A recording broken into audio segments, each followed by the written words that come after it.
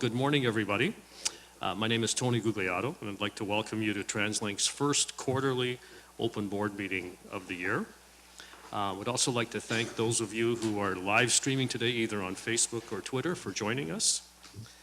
So before I begin, I'd like to acknowledge that TransLink does operate throughout the traditional territories of the Lower Mainland's Coast Salish peoples, and specifically that this meeting is being held in the traditional territory of the Kikite First Nation. So first, before we begin the meeting, a few housekeeping items. We'll first start with some safety issues that we want to deal with. As you know, TransLink takes the safety of its customers, employees, the board, and the public very, very seriously. So I'd like to remind you that the nearest emergency exit is across the hall. So in the event of an alarm, please exit in an orderly fashion and meet at the muster station, which is along the construction fence at the site of the building that faces the Sapperton SkyTrain station. For those using mobility devices, please do not use the elevator, but gather in the vicinity of the stairwell and enter the safe refuge area. And then our floor wardens will report your location to the fire department so that they can prioritize your safe exit from the building. And of course, in the event of an earthquake, please remember to drop, cover, and hold on until the shaking has stopped. So that's the safety part. I'd also like to acknowledge that while this is not my first open board meeting, this is my first meeting as board chair. And I want to send a special thank you to my predecessor, Lorraine Cunningham, for her years of service on the board. And I do have some big shoes to fill for sure. I'd also like to acknowledge Harj Dhaliwal, who's joined TransLink, who joined the TransLink board in January, so welcome. And of course, 2019 is off to a great start. I look forward to working together with everyone here throughout the year. And so in that respect, I think we'll start with the first item on the agenda, which is our public delegations. So this morning we have 3 speakers. Again, I just want to remind folks that you do have 5 minutes set aside. There is a clock here that sort of gives you an indication of when you're getting close to that. So if you can please respect the time limits. And we have 3 speakers this morning. I'll ask Sunny Athwal, who's our first speaker, if he's in the audience. Yes, can you please, good morning. Make yourself comfortable there. And there is a microphone. You have to press the talk button and there a red light will come on. Perfect, so I'll give you the floor.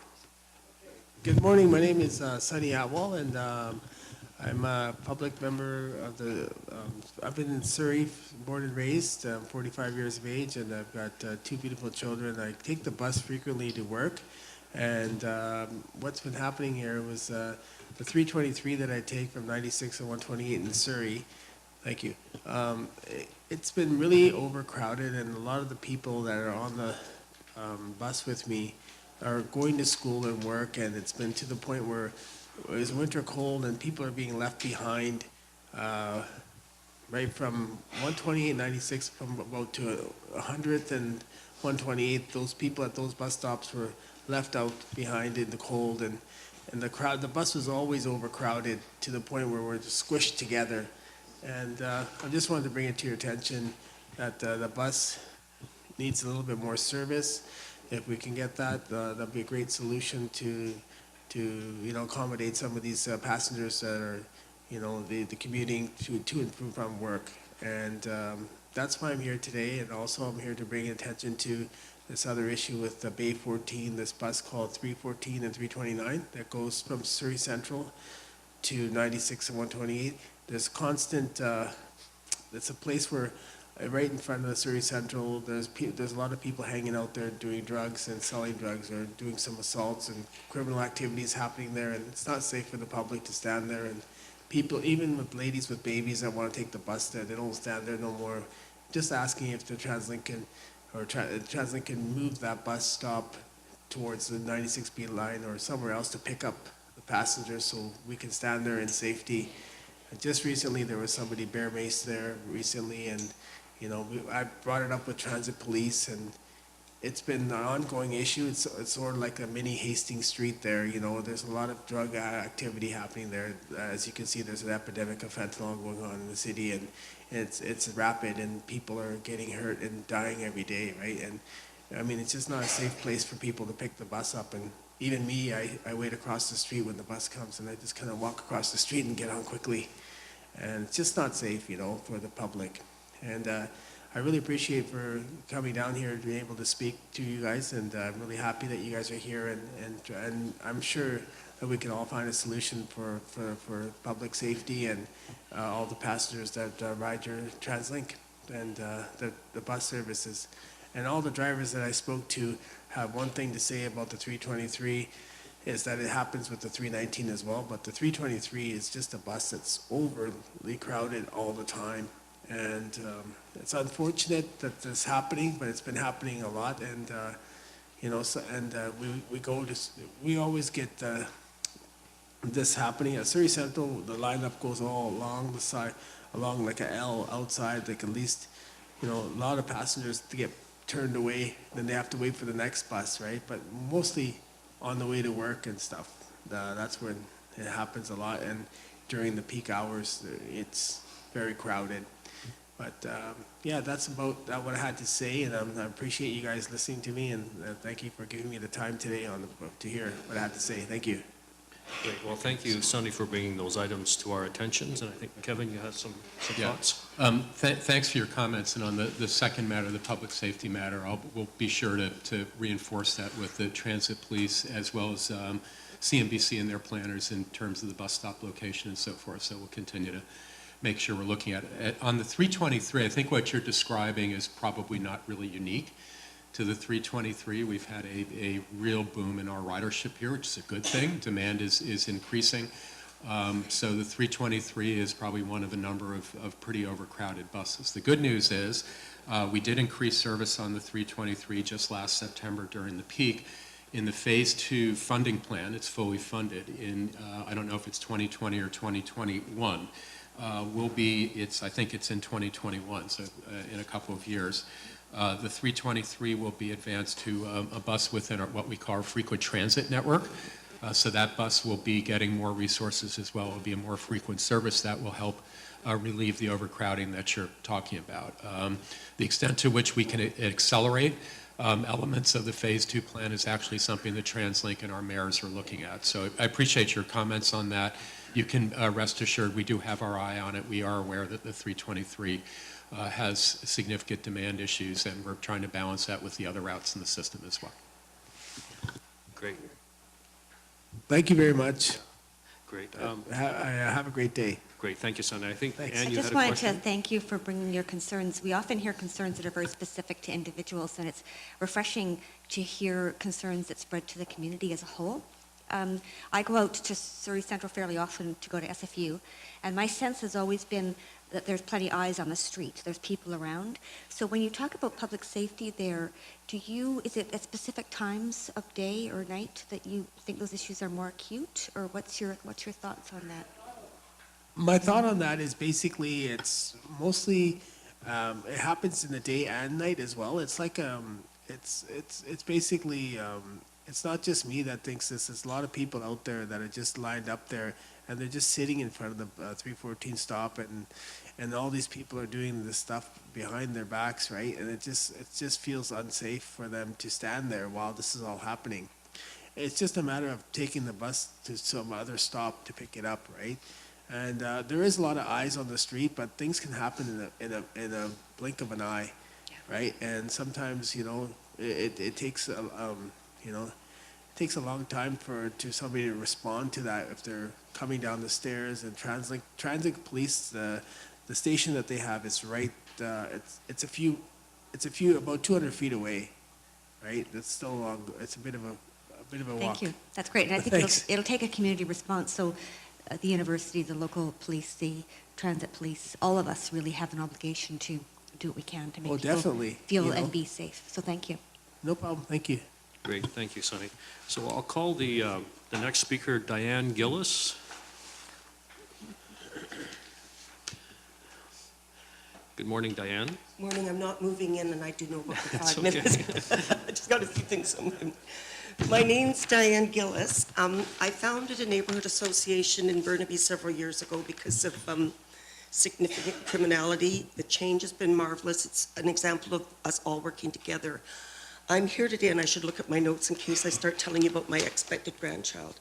I'm actually also a member of Transit Police Chief Community Council. I don't know if that young man's left, but we've had a wonderful opportunity to work together. And I'm here today to talk to you about safety, specifically in the area around Royal Oak Station.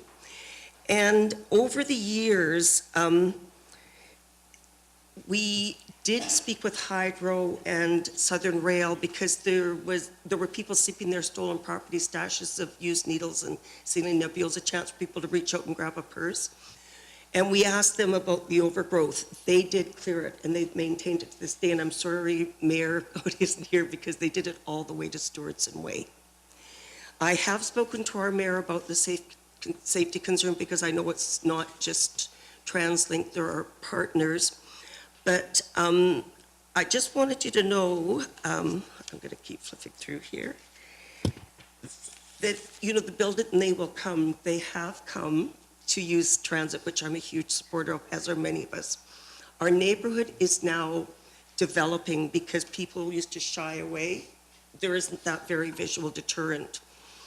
Anyway, I brought maps of our plan area, and what I've done is I've in bright yellow noted where the station is, and I'm sort of to the south and the east sides of the plan area where the densification is occurring. There's the SkyTrain. Just to let you know, there are people walking through there. It is scary. Constable Justin Biggs, our vice president, and I did that walk during the evening recently. So we've got people moving in as their multifamily housing being developed, another one's to come about. This is the Burnaby Secondary School for the Deaf. It's a provincial school for the deaf as well. So we do have some students coming to and from Royal Oak Station. But we are just hoping that there can be better lighting. And I don't know why I've got all these notes, because it's basically all we're asking. Some of the people in the businesses, which, by the way, when you get this, if you want them, they're the Mauve area. Some of their staff don't take transit during the shorter days because they don't feel safe. So we do believe that if it was lit, and I think as things improve and continue to, and people feel safe, the developers will continue, and the businesses, I think, can have more of their staff that are taking transit. The July 2009 BC Parkways Update Conceptual Design talks about personal safety. The improvements in concept had crime prevention through environmental design. 4 key principles. One is natural surveillance. We did our best by advocating to Southern Rail, who've been fantastic about clearing the growth down, but lighting carefully designed to allow surveillance at night. So from elsewhere, so across the street from the line, we've got some condos already. There will be some others, but you can't see what's going on at the moment. There's a wee bit of a dip in one area where even this past summer, there were 2 homeless encampments. There is a change going on in the area that's brought more of our folks who are struggling with untreated mental illness and addictions. That's not why we're here today, but we do know it will likely, you just have to look at downtown East Side and Surrey. We know that we are very likely going to be looking at these folks who we do advocate for, just so that, it's not about just go away. We do want them to be well. So would you like these? And I'm also willing to email to Brad Monette, who very kindly liaised with me today, a very good representative of TransLink. There you go. And would you like me to email the information that I put together for your, okay. Yes, that would be good, yeah. Do any So of you have... you might want to, maybe Mr. Cross, Jeff Cross, our Vice President of Policy and Planning, when you're done with your testimony, you can chat with him. He can give you the contact folks, because we'd be very interested in your information. Here at TransLink, we have a variety of programs that we partner with the cities for these types of things. And I would be happy to help in any way that I can, because I do understand it is a partnership. And I want to thank you for the great job you do. I used to walk through Central Park with my grandpa to go get the interurban to visit my aunt in Vancouver. My husband was one of the team that built the expo line, and our youngest son has built, well, he's been a project manager on systems throughout the North America, so it's kind of neat. Great. Well, thank you very much, Diane, for bringing that to Do we our get to hear attention. about the grandchild I too? would appreciate that. Maybe It's our later. sixth, and our son no longer travels all over the world. He dropped the China transit system because it's their first over in Victoria. Thank you so much, Great, folks. thanks. Thank you, Diane. Anytime I can help, please let me know. Yeah, we appreciate that. So we'll ask the next speaker, Dara Dela Cruz. I see his hand waving, so please make yourself comfortable. I think the red light is already on, so you can speak directly into the mic. All right. Thank you. Hi. Good morning, the Honorable Chair and all present, and thank you for having me as a speaker today. My name is Daryl Dela Cruz. I am a third-year geography student at SFU, an online blogger and a transit activist with several groups, including SkyTrain for Surrey and Build the SFU Gondola. Today I'm here regarding a concern that I and others have shared for a very long time. Please hear me out. Last year in October, I was awarded a conference scholarship to the Rail Evolution Conference in Pittsburgh, Pennsylvania, and some of you at TransLink should remember that I was there. I took this visit as an opportunity to connect with the industry, and in particular with Bombardier, to learn more about our original SkyTrain lines. From the staff member I talked to, I was able to learn two important things. One, that the automatic train control system we are using is made by a company that is now Bombardier's competitor in this area. Two, that Bombardier does not manufacture our linear induction motors themselves, but outsources it to a small company called Unit Electrical Engineering in the Okanagan. My understanding is that they have clients worldwide. These details aren't well known, and I believe that the lack of clarity has caused significant issues with the planning and approval of our major rapid transit projects for decades. At the last three mayors' council meetings, regional mayors were expected to vote on major SkyTrain extensions to Surrey, Langley, and UBC, and some of them, particularly mayors Darrell Walker from White Rock and Mike Little from District North Vancouver, were concerned that approving SkyTrain projects would mean committing to Bombardier and SNC-Lavalin, in quotes. Similar claims were made by Vancouver City Councillor Colleen Hardwick, who claimed that a motion that these companies hold technical patents to our system's technologies. It is my understanding that TransLink has had to clarify several times that neither of these companies own any part of SkyTrain's technology, and that the province and Bombardier themselves have followed suit. I definitely appreciate the work that's been done so far, but I believe more needs to be done. The SkyTrain for Surrey advocacy group, which I founded and we fought for the Surrey-Langley SkyTrain extension, has battled this misconception in the public for over 7 years. In 2015, Global News BC ran a story that described SkyTrain as a boutique system made by one company, featuring comments from UBC professor Patrick Condon and South Fraser on Tracks blogger Nathan Pachal, who are, or were at one point, opponents of SkyTrain expansion.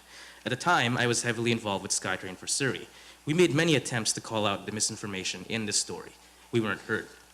Throughout the years, I appointed the transit advocacy groups based south of Fraser, including South Fraser on Tracks, Rail for the Valley, and Valtac, whose members had often made claims that the SkyTrain system should not be expanded because its technologies are outdated or proprietary. This has been a problem for years, and the impacts may even extend back to transit projects we tried to plan for 15 to 20 years ago. In my research, which is published online on my blog, daryldelacruz.com, I uncovered a 1999 report written by a consultant named Alan Greer. He criticized plans for the then under construction Millennium Line, citing incorrectly, among many other things that may have also been incorrect, that SkyTrain is based on proprietary technology. This report was referenced in an election period after which the elected party canceled what was supposed to be phase 2 of the Millennium Line, now built over 10 years later as the Evergreen Extension. The effects of this long-running misconception continue to be evident. Just a few days ago, on the New Urbanist Memes for Transit-Oriented Teens Facebook group, it's a very popular group, I spotted a comment thread and I had an exchange with a person who is a BCIT student purportedly. He was so sure that SkyTrain Systems technologies were owned by Bombardier and SNC-Lavalin that I was unable to convince him otherwise after multiple and repeated comments. I am a supporter of the Surrey-Langley SkyTrain and other regional projects like the Millennium Line extension to Arbutus and UBC, and I want to see these projects go ahead. I also want to see productive discussion on future regional transit priorities, such as the SFU gondola and further rapid transit extensions in Surrey. It is imperative that TransLink, municipal governments, and other important stakeholders ensure that the public has the correct information, especially when they are expected to go to public consultations on our major transit projects. That's all. Thank you so much. Great. Thank you very much, Daryl, for just reinforcing those issues to us this morning. And I don't see any questions. Well, I see one hand. Sorry, Larry. Well, it's really to the staff. What it has just been talked about as a communication issue, and I know we discussed this at the board and confirmed the facts that have been presented today.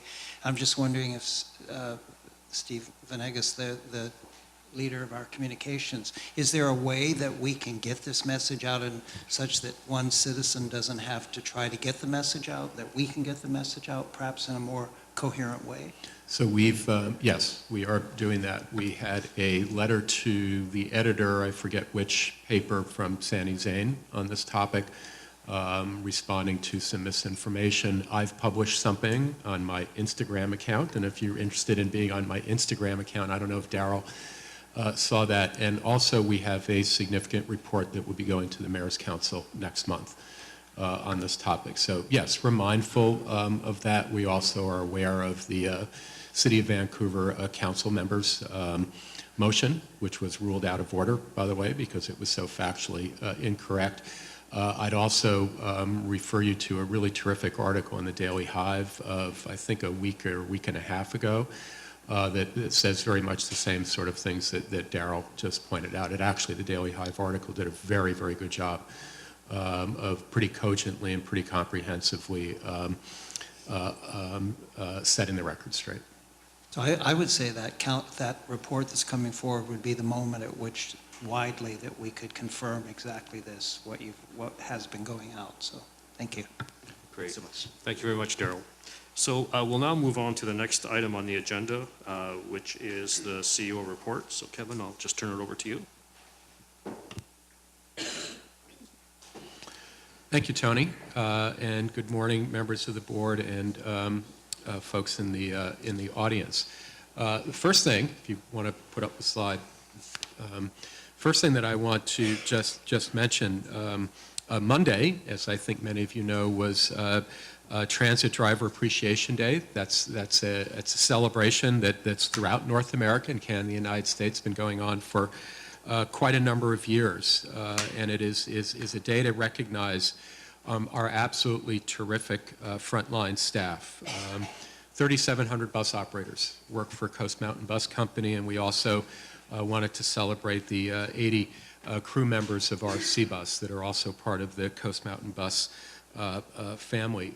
When you think of it, our bus operators are frontline staff, but in this case it's the transit operators, the bus operator day.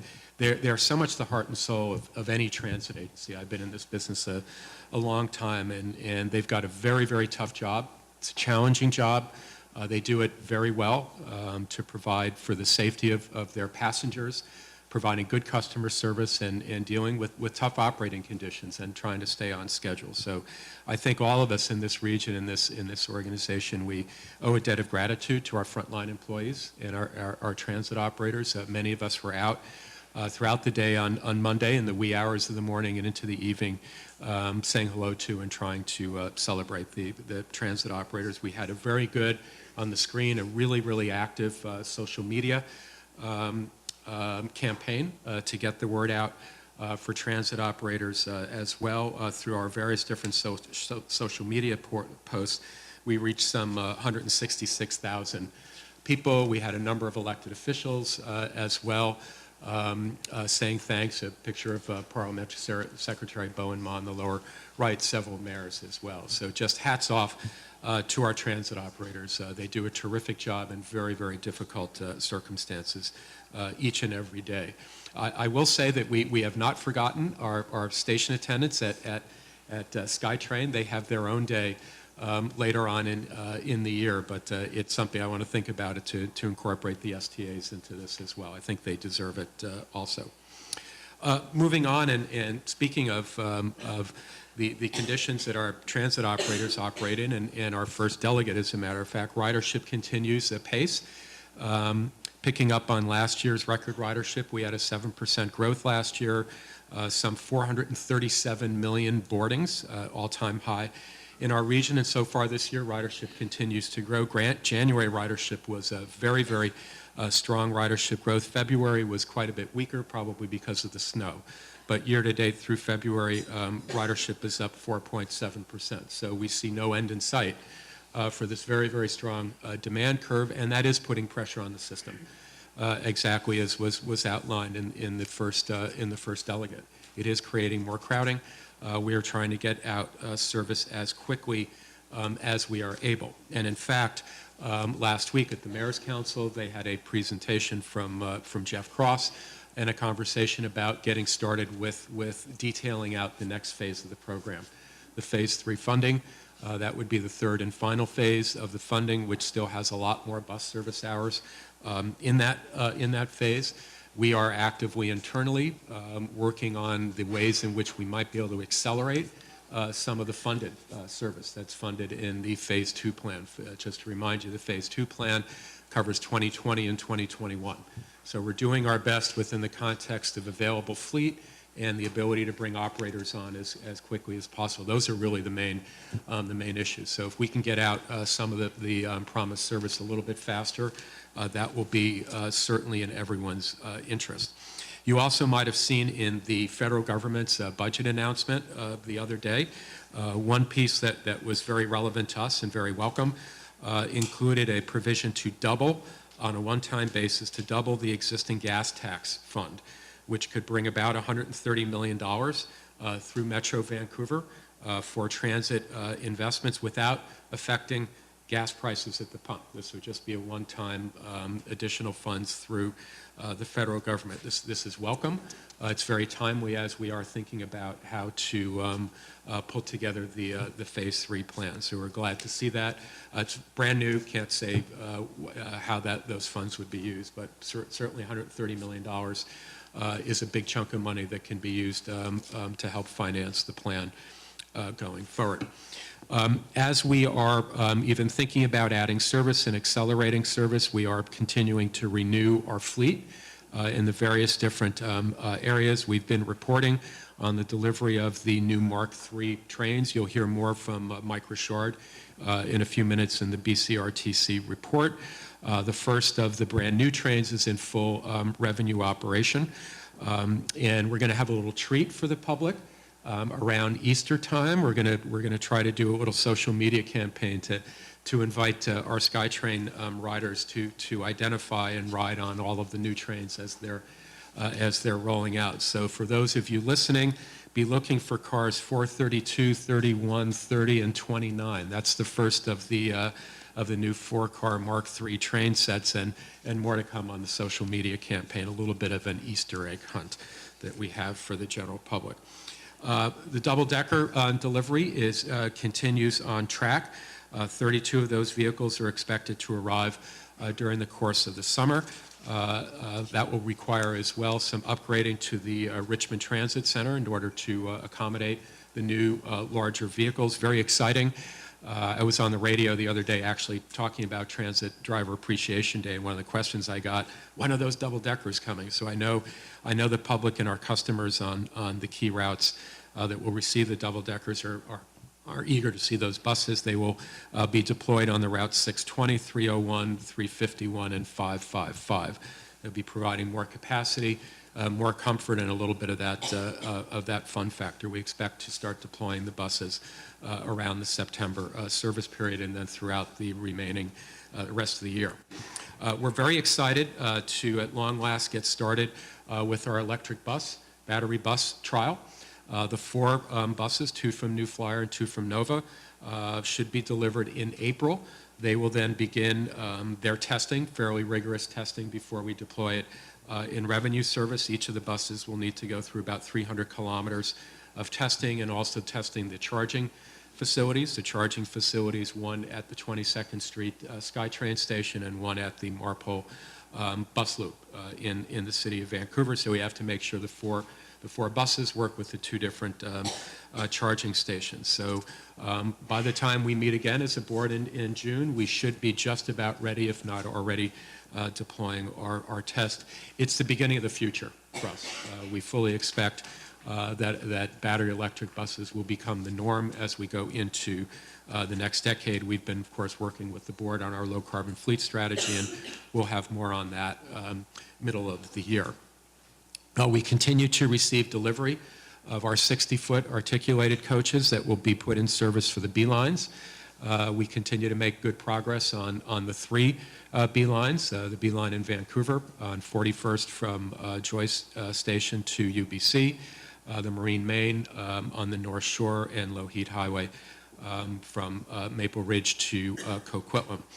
We expect those routes to start up in the fall or possibly in early 2020. As you all know, much in the news has been West Vancouver. We've been working very closely with the city, with the mayor, and with the council over the last number of months on the public dialogue that's been happening in West Vancouver. Last week, the council deferred any decision on the route beyond Park Royal, so we continue to work with the city on exploring options that might work for the people of West Vancouver. Right now, we are very much focused on delivering the Marine Main line from the Phibbs Exchange to Park Royal and getting that later this year or at the beginning of next year. And we'll continue to talk to the city about any extension beyond Park Royal, and we'll see what works out there. It's been an interesting and very difficult conversation for the people of West Vancouver. Our obligation is we just want to provide good transit service. And the B line we know is a major ingredient of better east-west connections on the North Shore. It's been something that's been desired on the North Shore, including West Vancouver, for quite some time. So we have very good options available in terms of our transit priority in North Vancouver. So we're looking forward to implementing the B line out there, but continuing to work with West Vancouver.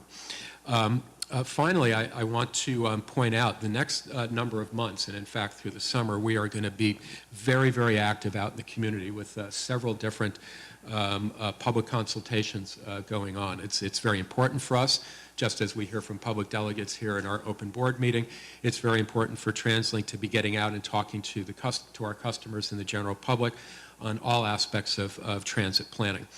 Starting on April 2nd and for about a 2-week period, we'll be commencing a transit network review, looking at a number of bus routes in the Vancouver UBC region, Richmond and Surrey. This is part of the Phase 2 planning as our service planners are getting ready to deploy those service improvements. Net increase in service hours. How can we best deploy those services in terms of frequency in service, of service span of service, and even some routing issues. As well, we're consulting on 3 new service areas that are part of the Phase 2 commitment: the River District in Vancouver, East Fraser Heights, and 68th Crosstown in Surrey. So look for that public process to begin in a couple of weeks. Also beginning on April 2nd, we are beginning our Maple Ridge Pitt Meadows area transit plan. This is something that's been in the works for quite some time. We've been working very closely with Maple Ridge and Pitt Meadows for quite some time to get ready for the ATP. Some of that had to do with the planning for the B line itself, so I'm really pleased that we're finally getting out for the public consultation on the ATP to really chart out the future of improving transit service in an area that does not get enough transit service today. So I think that will chart out a multi-year effort to improve transit. Number 3 is we're going to begin our public engagement on the Surrey-Langley SkyTrain line and what the transit service will be on 104th and King George, replacing the light rail. I won't say any more. You'll hear a little bit from Jeff Cross in his presentation a little bit later, but that will be going on throughout the month of April, primarily with a lot of in-field activity. Then finally, we will begin a very, very extensive public engagement, public consultation process between May and September on our long-range plan update. The regional transit strategy needs to be updated for the next 30 years, and we want the public to be a part of the conversation. The public needs to be part of the shaping of the update to the RTS. We're going to have a very, very extensive, I hope, very fun and very substantive public engagement process. It will be very visible. We're going to try to touch as many people as possible. We're making sure we're going to make special efforts to get out to typically unrepresented voices throughout the community. We're going to be multilingual, multicultural as we go out in the community. We're going to be asking provocative questions. We're going to be asking some fun questions in order to gain as much public input as possible. So more to come on that, but it's something we've been working between the planning and communications team here at TransLink for a while. The public will shape the plan. And just lastly, next month we'll be celebrating TransLink's 20th anniversary. Mr. Chair. Great. Thank you very much for that update, Kevin. It's encouraging to see that the ridership numbers are increasing, and that obviously we have capacity enhancement in terms of buses and additional train cars coming that will alleviate some of the congestion. Any questions for Kevin on his report? Great. Seeing none, I'm just going to ask Mike Richard, who's the VP of Mike Richard, VP of Operations for BC Rapid Transit Company, who's going to be doing a report in place or on behalf of Hayden, I guess, who is not here today. Thank you, and good morning, everyone. In this report, I'll be updating the board on these topics: state of good repair, our safety indicators, a key initiative for us, the safety stand down, our on-time performance, winter readiness, Mark III update, and lastly, status of our Surrey Central Station upgrade. So as you know, many parts of our Expo line system are over 30 years old, and maintenance of the infrastructure is very important to the safe, reliable service that we provide. Here are some of the key works that our guideway department has accomplished in Q4. We've completed 2 complete turnouts, replaced them. Turnouts are the entire switch mechanism, switch machine, rail, rods, plates, bases, all to do with the switches that allow the trains to switch one track to the other. It's about 50 meters of rail associated with each of these turnouts. We completed 2 in the quarter. We also did 2 switch machine replacements and associated components, 5 running rail replacements, 5 running rail plugs were installed. And running rails are the main rails that the wheels run on the track. Rail plugs are used to replace either a high wear area or an area where we found defects in the rail. So we'll cut a section out and the guys will put a section in. 43 kilometers of rail grinding occurred throughout the system, which included 17 switches and through 21 platform areas. And we do the rail grinding on an ongoing basis to maintain ride quality, but also to reduce track noise. The guys replaced 145 meters of running rail, and they installed just over 5,900 rail pads. And rail pads are the pads that are in the track bed that the running rail is affixed to when they're mounted. So certainly a productive quarter, but if we look at the year in total, the guys were able to accomplish 9 full turnouts being replaced, the most ever we've done in a single year. 41 switch machines and components were replaced. 22 rail plugs were installed, 130 total kilometers of rail grinding was done, and about 19,000 rail pads were replaced. So hats off to our track crew. They do a lot of hard work, most of it in the overnight hours, and almost all of it in nasty, nasty weather conditions. Regarding the noise assessments we've been undertaking, we've received specific project approval to design and trial some select noise mitigation measures, things that were identified in a previous study. Next steps include procuring an acoustic consultant to manage the trials of the noise reduction options. So we'll be looking at things like custom rail noise dampers, improved switch grinding, friction modifiers, and or perhaps the use of harder running rail. We'll also be testing and potentially procuring a rail condition measurement tool, and at our next board meeting, we'll be able to update you further on the results of those trials. Looking at our safety indicators, our Q4 safety performance has improved for lost time frequency and physical assault rate on passengers when we compare to Q3. However, passenger injuries per million boarded passengers increased in Q4 when compared to Q3, and largely that's as a result of the weather conditions, the slippery stairs and entrances to stations. Also this year, we're introducing some new safety KPIs within our organization. We're going to look at total recordable incident frequency. So these are the incidents above a first aid. We're also going to start looking at our total workplace inspections completed.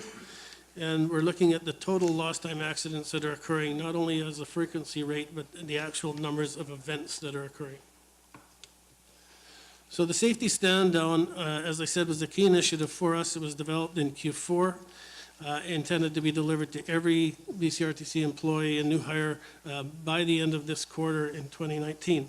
We initiated it to emphasize that safety is our #1 core value, to also draw awareness to our current safety performance, and to set the expectations for safety throughout the organization.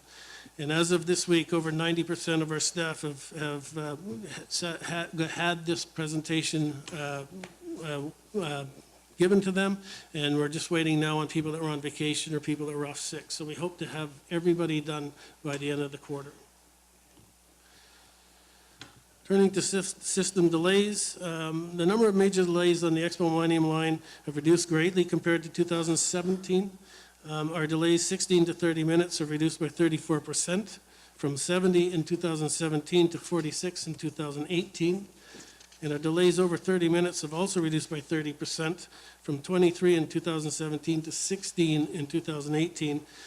These improvements are largely attributable to improved responses to the incidents when they occur, improved reliability with our better maintenance practices, and increased focus on minimizing customer impacts. Year-to-date on-time performance for SkyTrain came in at 96.54, which exceeds our target of 95.4. Specifically in the quarter, we had 4 key events that occurred. We had a major rainstorm in the New West area, came at us very quickly for a very short period of time, but it overwhelmed the drains in the Columbia Tunnel, but also drains in the city of New Westminster in the area. We had to have crews go in and physically pump out some of the water, as depicted in the bottom picture there. We had to pump the water out. We also had a mudslide that blocked one of the tracks just outside of VCC Clark. That's the middle picture. It was a retaining wall, and the heavy rain eroded the sand and dirt from the top, and it came down and landed right on top of our running rails. We had to clear that out and fix that wall so it wouldn't happen again. We had a garbage fire near Waterfront Tunnel Portal, which is the entrance to the tunnel. It was a homeless camp, and there was some garbage, and we ended up with heavy smoke in both Burrard and Granville stations. So we had to close those stations down until we could clear that out. And just before Christmas, we had a major windstorm, and resulted in trees and branches blown into the tracks. In the top picture there, you can see in the 29th Avenue area, we had a tree that landed on top of a fence, and we struck it as we went through, and it got caught up on the coupler of one of our trains. Winter came late for us this year in terms of snow. We really didn't see anything until February, and then it hit us, and it hit us often. We implemented our snow plan 5 times, all of which resulted in having to attend our trains. We put people on the front of trains because we disable our track intrusion detection systems, both for ride quality, but also for service reliability. With snow, we get alarms and they emergency brake the trains, which is not comfortable for customers, but it also affects our ability to keep service going. So we'll disable them, we'll put somebody on the front of the train, and they're there. They're not driving the trains, but they're there just to watch for intrusions and to stop the train if need be. We also operated longer trains, but at reduced frequency, so we try to match as closely as we can the capacity requirement, but with longer trains that we can run more reliably at a slower frequency. We added 4-car trains to the Millennium line. We brought in extra frontline staff and maintenance staff to clear snow and ice from the train doors and the switch mechanisms. We operated de-icing trains day and night. We also ran our trains overnight to prevent snow accumulations in the tracks. And the end result, I think, is that we were able to deliver a pretty good service in challenging conditions overall. And these are just some of the examples of positive comments that we got through social media and otherwise from our customers. Really encouraging to us because it sort of reinforces that we're doing something that is of value to customers and they appreciate it. So we're seeing a lot more of this now than we have ever seen before, and it's really just great to get them. Looking to the Mark III procurement, and as previously reported, these trains started to arrive in Burnaby in September. Train 1 arrived in September, completed its testing and commissioning in January, and joined our revenue fleet as of the 14th of February. Train 2 arrived November 24th. It is now in stage 2 testing. All going well, we could see it ready for service in a couple of weeks. Train 3 arrived February 4th. It's in pre-stage testing and commissioning. Again, all going well, we could see this train in service in about a month. Trains 4 and 5, they're currently going through endurance testing at Bombardier's Kingston test track. This testing we make them do to work out some of the bugs before they get here so that we're not faced with dealing with them when they arrive. We expect the 4th train to ship from Kingston mid-April and the 5th to ship by the end of April. And lastly, the Surrey Central Station upgrade, it was completed and officially opened on March 2nd. It's the last of 7 Expo Line station upgrades that have been completed. The work that was done includes 2 new entrances with access to the City Parkway and Central Avenue, 3 new escalators, 1 elevator, 3 new staircases, new lighting and glass walls, and we have some more stations that are planned in the future once we acquire more funding, and that's been secured. So lots of work to come yet. So that concludes my report. Great, thank you, Mike, for that report. It's great to see the delays, the reduction in the delays. I know there's a lot of work behind the scenes that result in that, so just commend the folks for that effort. So we do have, Anne, I think, has a question, and I'm looking to see if anybody else has a question for you after Anne. Thank you. Thanks, Mike. Great report. You have one slide early on in your presentation reverting to a mudslide and a flood incident and a fire incident and a wind incident. We're clearly in an era of more extreme weather events. What do you do to prepare for that extreme weather, and do you share best practices with other agencies? We do share best practices with other agencies. I think the one that caught us a bit by surprise, well, the 2 that got us by surprise were the flooding, which we've never really seen before, and the mudslide. So we've gone and we've done assessments of everywhere where we have dirt walls, if you will, on either side of our tracks, and we've assessed to see if we have any challenges. The area where we did get impacted, we went in and made some repairs to prevent it from happening again. Snow, we review every year our snow plan, but the flooding, again, because we didn't expect it, we've never seen it before, but we now have established other contracts with pumping companies that are local that we can get in a hurry. So yes, I'm on a committee with APTA, the American Public Transportation Association, and I share all of our experience with the committee as well as they share with us, and there's some learnings there that we do pass back and forth. Great. Okay, Andy? Yeah, thanks for the report, Mike. A busy year, and the things you've just been talking about are the things that we see on TV and get the headlines. But I really want to compliment and pass on our appreciation for the work that goes on behind the scenes that you started with, the repair. We do have an aging system. It takes a lot of TLC. And I was very encouraged to see the record numbers of maintenance that's turned out. I think it's vital to keeping that system running. And it may not get the headlines, but I'd just like to congratulate you and your crew on a job well done on keeping that thing together. Thank you. The maintenance guys do incredible work for us, and they don't get the credit they deserve. Great. Murray? Thanks, Tony, and thanks, Mike. Good report. Just was curious whether the rail grinding process creates noise complaints. Is it a noisy process, and how do you manage that? There is some noise. But really, I think, I'm not aware that we get many complaints from people because of the grinding process. In part, it may be because the effect of after it's done is positive. So it's almost immediate that people see the benefit of the grinding that we're doing, if that makes sense. It does make some noise. It's not screeching noise or anything like that, but certainly it does make some noise, but we don't get complaints. Okay. So that there isn't any sort of public notification process in the areas that we're doing grinding in advance of it being done, so they're aware of what's going on? Not typically, no. Okay, thank you. Okay. Yes, Larry, you have a Just question? staying on that same topic, we, a couple of years ago, had quite a few delegates who came here and talked about the noise that was coming. And now we're heavily into the grinding. We really responded to that.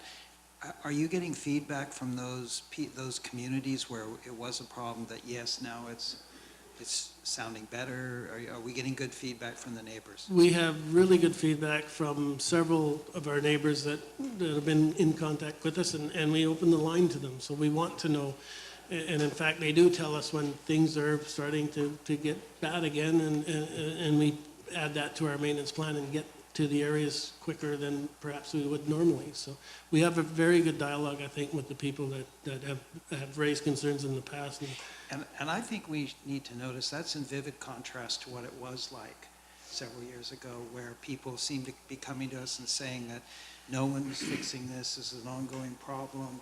And now I hear a very active program, not just to fix the problem, but to dialogue with the people about fixing the problem. I really appreciate that, because as a person who has been a sponsor of transit-oriented development for many, many years, making a promise to people, this is a promise fulfilled, and I really appreciate it. That's great. Okay, great. Thank you, Mike. I'm going to now ask Mike McDaniel, who's the president of the Coast Mountain Bus Company, to provide his report. Right. Good morning, Mike. Good morning. Good morning, members of the board, Mr. Desmond, members of the public. I will be briefly telling you a little bit about Coast Mountain Bus Company since our last meeting. So starting off our agenda items, we're going to cover a couple of safety trends, some training and technology related to safety, distracted driving campaign, and a policy update recently launched earlier this month.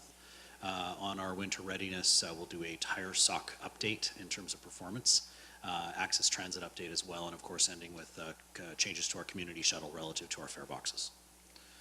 So starting off, draw your attention to the screen. The first safety indicator is operator assaults. This is a year end for 2018, so you see 2014 to 2018. Our trend continues down. You'll see an absolute number from 99 down to 89 from 2017 to 2018. Predominantly driven by changes that we've made. We just completed 3 years of our VIP training. That's our violent incident program. Training for all of our operators. 3,700 operators went through that training across 3 years. We just completed that at the end of 2018. Obviously, we have our bus barriers that are going on as well, just over 200 bus barriers on so far. By the time we get to the end of 2019, we'll have another about 425 more than that installed. So some heavy lifting in 2019, and we'll hope to see that that continues downward. Second chart up there is WorkSafe lost time claims. Again, you'll see a downward trend. A lot of work, obviously, behind that. We've given a couple of reports on that in the past, but there's lots of work. Obviously, pleased to see the trend down, especially over a number of years, but there's still much work to come, and we will continue that work as we go. Two more safety trends here. Onboard injury claims, again, with a variety of work that we're doing there on our training side, as well as pedestrian campaigns. We see a trend downward, again, from 2016 through to 2018, and we will continue that as well. Pedestrian incidents, what you'll see in this indicator here is that we've got three different categories. We've got bus contact preventable, bus contact non-preventable, and no bus contact. What you'll see is that over the last 3 years, from 2016 to 2018, the bus contact preventable and non-preventable are either flat or declining slightly. You'll see that the non-contact is the one that is driving up. That is predominantly incidents that are happening while our buses are stopped, and we're having pedestrian issues in and around our buses or our bus stops. Obviously still tracking that, still working with internally with TransLink as well as with municipalities on areas that are interacting, whether that be lighting or design, pavement, et cetera. So we will continue to track on that. The things that are in our direct control, the good news is here, things that are in our direct control are either flat or declining, so they're on a good trend, but we have a ways to go, and we will continue on that fight.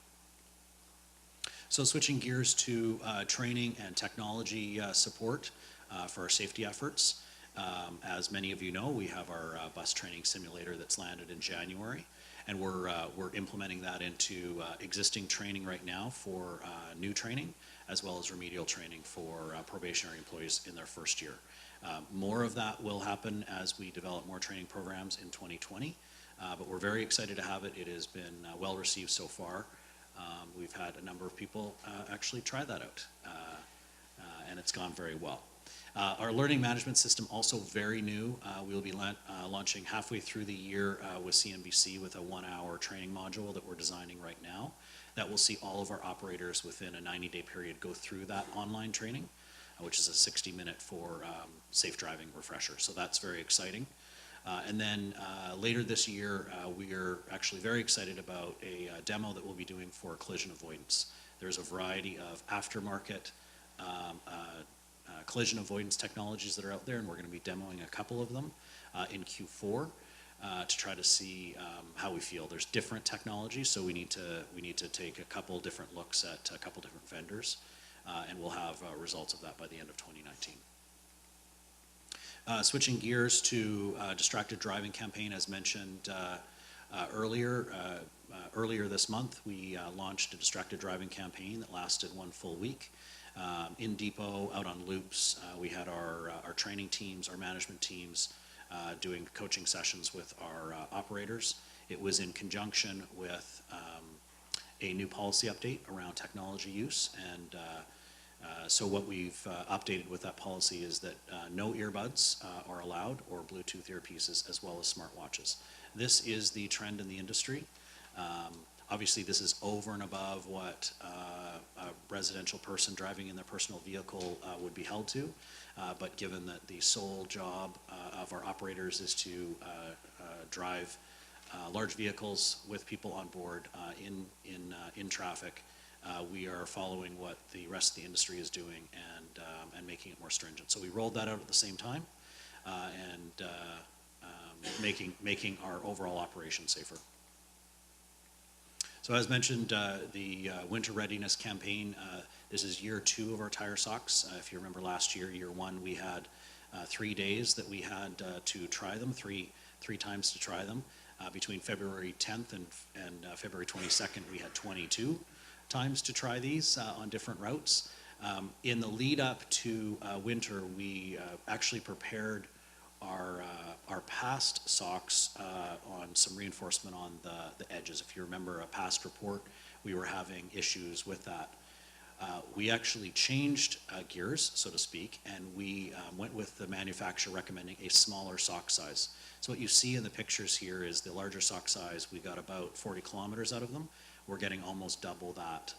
Obviously, with moisture, excuse me, and freezing not getting within the tire sock, we didn't have as much wear and tear, and it worked better. So a better test for year 2. They worked quite well, and we did have our fair share of chances to try these out this year, and they worked very well. And so we will learn from that, and we'll go into year 3 even more prepared. Access Transit update, January 2019 is the first time performance has improved since First Transit took over. So we're seeing that transition after the first 6 months. We're seeing some gains from it. We do have a ways to go, but we are seeing those gains. One of those that we also had to try out extensively during the snow days was when we went down to essential service levels, we needed to communicate better to our customers. And so we implemented different communication tools, and that was very well received. It worked very well. Again, more work to do there, but it was a good step forward. We also implemented our call center, talking to customers that were getting trips that were excessively late. We were proactively calling them. We weren't waiting for them to call us. And so that has worked out well, one, from a communication standpoint to our customers, but also learning from them proactively what we can do better. And so that's the update for Access Transit. And finally, Community Shuttle Fare Box is part of our expansion. Again, this is reported many months ago. We are out of the mechanical fare boxes that we have on our fleet. That same design is not manufactured anymore. We ended up moving to a plan where our community shuttles would take on less smart fare boxes, so they do not generate a mag stripe ticket. As you see in the picture, we are going back to a paper rip-off ticket. It will have the same 90-minute time frame that the mag stripe tickets will. They will function exactly the same. They are proof of purchase. They will be given out every time somebody comes onto a community shuttle that pays cash. That's approximately 700 customers per day, and they will function exactly the same. They will transfer bus to bus and function in the same way that the mag stripe tickets do. But this is rolling out over the next about a month and a half to 2 months, and will be in full effect kind of late May, early June. And that concludes my report. Happy to answer any questions you might have. Great, thank you, Mike. Any questions for Mike? Murray? Yeah, thank you, Mike. That was a good report. Just with respect to the bus barrier implementation, I'm not sure if I read this correctly, but it sounded like it was going to take place over a 10-year period. So we're not, I'm assuming from that we're not retrofitting, we're simply replacing as new buses, or adding it as a spec item on new buses only. Is that correct or not? Partially correct. We're doing both. So what you'll see in going forward, every new bus will have a barrier, Right. Including the double-decker buses. But for 2019, we're retrofitting just over 400, a combination of the trolley buses and the New Flyer Excelsiors. So that's a total of just over 400. So that will be most of the extent of our retro. We've obviously done about 200 in the retro so far. And we'll be doing more, and then going forward, every new bus will have a barrier. So the context of making the decision only to do it with respect to replacement buses, is that in the context of the trade-offs between cost and the enhanced safety that it provides? Is that sort of the context? That's my understanding. How much is the difference between what we would pay on a new bus versus what it would cost as a retrofit? Ooh, that's a good question. Do we have, Randy? No, we don't have that information right now, but well, I can get that to you. I'll leave the question with you, but I guess the only comment I have is if it's an effective program, 10 years feels like a long time to have it implemented. So. Yes. The second question I have is with respect to your use of communication technology by drivers. You mentioned safety or smartwatches, but you didn't specifically mention cell phones. Was that already part of the policy before this change? Yes, yeah, cell phones, you can't use cell phones. You previously could use in one ear earbuds or some reasonable thing for emergency use only. And so we've essentially said for no use only. They have an emergency system that is on the bus that they can do a priority call to our transit communications for emergencies, which they, again, currently do right now. But we are obviously trying to curtail the use of technology to accentuate safety. I understand. So, and the final question, with respect to handy dart complaints, I noticed the complaints are up. We, as an organization, put a lot of effort into improving service to the handy dart patrons. Are you feeling comfortable that this is a temporary circumstance and that this will trend downward reasonably quickly? Yeah, we do. Most of the issues, and I am a bit overgeneralized, but most of the issues are stemming from the fact that we have driver shortages. That was a byproduct of a couple of things. One is the transition from the past vendor to the new vendor. There was a lot of staff that were lost. Onboarding the new vendor, they had a bit of a transition time, a hiring time, as well as we've also expanded hours as well. So They are on a path. They have many classes going right now. They are catching up, but they're not quite there. As that closes in the coming month or two, we will start seeing that decline. It is not the only reason. We're working on scheduling issues. We're looking on enough dispatchers. So there's a lot of adjustments that are being made, but I'm confident that over the coming months, we will see that dramatically decline. And are you satisfied that, you know, our new contractor is exercising sufficient effort toward ensuring that customer service stays at a high level? I am, yes. Thank you. Great. Ann? Thank you. Thanks for your report. I particularly commend the renewed and reinvigorated focus on safety throughout the organization. And all I can say is I look forward to reaping great safety outcomes in the period ahead. There's nothing that we do that's worth getting anybody hurt for. So I know you have the same commitment, and it's great to see it reflected in your materials. Thank you. Thank you. Great. Andy? Yeah, thanks, Mike. In that vein, I was interested in your reference to the collision avoidance technology. I know we're in early stages here, but given the light the bus contacts with pedestrians, are there systems out there that are useful in pedestrian contact avoidance, or are we just talking fixed object and vehicle? No, both. You know, there's two different types of technology. I won't talk about the particular vendors per se, but there's ones that offer warning signals in some fashion, whether that's audible or tactile. There's other ones that offer a bit of a different approach where video screens allow you to see in different angles than you currently can. And so we are going to be looking to demo all types that are out in the market to see what works best. Maybe it's a combination of all, but there currently isn't a collision avoidance system that comes from the manufacturer. That's just not, the industry is not there yet, unfortunately, and so all of these are aftermarket. And there's a lot of trials, a lot of demos going on around the industry as well right now, so we'll be part of that. Thank you. Great. Larry? I just want to sing the praises of the bus simulator, and I think if you try that, anyone here should try that, because it'll show you how hard it is to drive a bus safely. And I just am so appreciative that it's there, because I imagine all of those young learners out on the street, it'd be very frightening. So to see that they're learning it there is just great. It's a wonderful addition, I think. Well, Thanks, Larry. You know, Kevin said it earlier when we were talking about Driver Appreciation Day. The operator position is a very challenging position for all of the reasons, and we're always looking for different tools to help them learn better, help them do their job better, safer, customer service. This is you know, a giant leap forward in technology. We obviously have more to come on how to implement that as well as other tools, but anything that we can do to help our operators have a better working environment and a safer working environment for them and the customers, that's what we're there for. And by the way, we probably could make a fortune just letting people use it on the off hours just for fun. Mike, it's good to know that if you're short a bus driver, Larry's almost fully trained, so. I did see that demo. Yes. Karen? Thank you for that report. I just had a quick question about the employee attendance program. Is there a recognition for those employees who have perfect or commendable attendance records?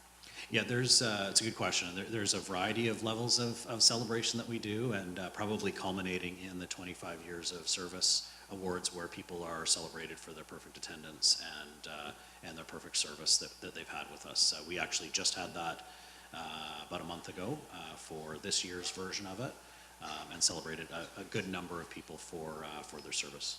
That's great, thank you. Do we get that at the board? Do we get that information at the board? That might be interesting. Not sure, but we'll look to see. Probably goes to the CNBC. Right. Yeah. Right. Great. Well, seeing no other questions, Mike, thank you very much for your report. I'm going to ask Barry Cross, who's the interim chief officer, to give a report on the transit police. And good morning, Barry. Good morning, everybody. Just bear with me while I get my glasses on. So I'm going to spend a few minutes at the beginning of my report speaking about the event that occurred on January the 30th, which was a critical incident. It was a shooting of one of our officers. So there's a few things that I want to highlight here that I think are very important and I think are worth acknowledgement. First of all, this call came in at 4:30 in the afternoon. It was right at shift change for us. It was a very key time if we're to say there's a good time for an event like that to occur, because we had a ton of resources available.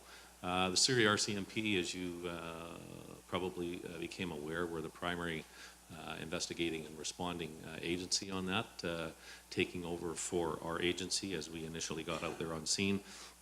But I really want to highlight and applaud the efforts of the Surrey RCMP. I just can't say enough about the energy that they put into this investigation.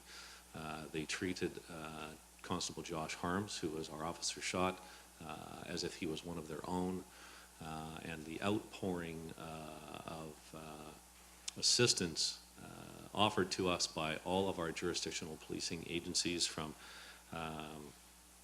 New West, West Van, Richmond, Vancouver, Surrey, of course.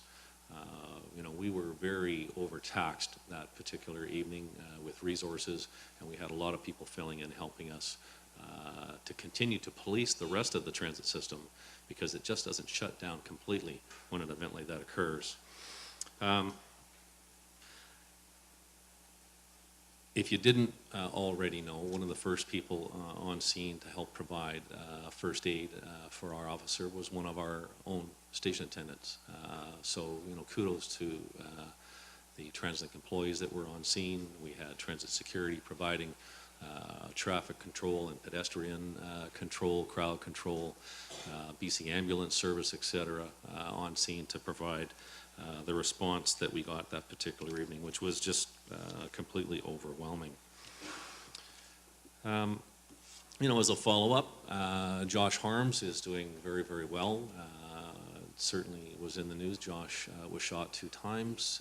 He was shot in the forearm, shot in the hand. He's going through extensive physiotherapy right now. His wife, who is very stoic throughout this whole thing, who is a nurse, has been helping Josh through this. But again, if you didn't know, she was just about to give birth.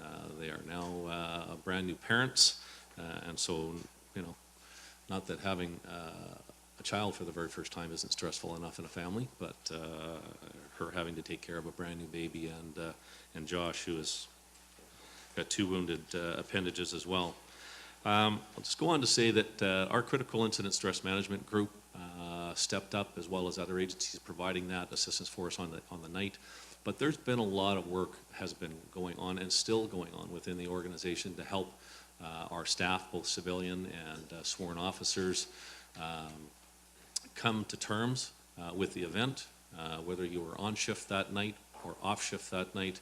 Everybody felt this event as a personal impact to themselves, and of course people feel these things differently at different levels and for different periods of time. So we had a lot of support, both psychologically from external assistance from professionals, as well as our own team inside.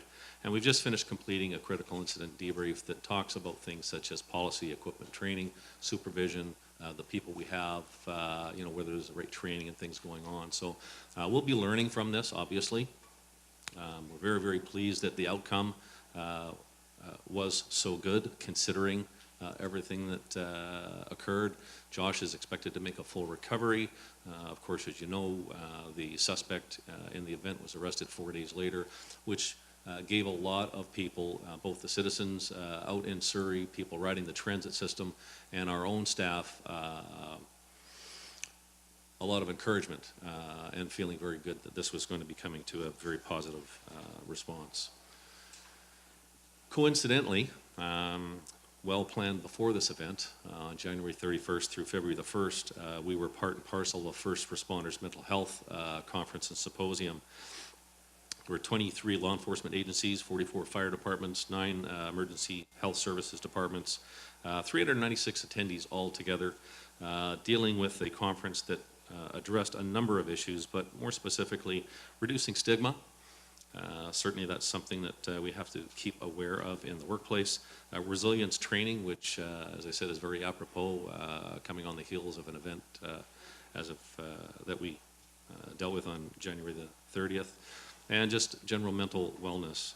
So learn a lot from this mental health conference. We shared a lot of information back and forth with our peer agencies, and it will certainly help to further improve and develop our own initiatives that we have internally that were already in place, but to make them that much better. And it's certainly top of mind for us as we move forward.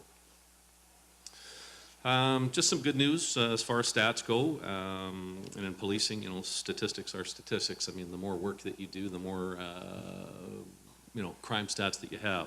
But the key piece here is that crimes against property, crimes against people are on the decline, even though TransLink has had record numbers of passengers and riders in the last period.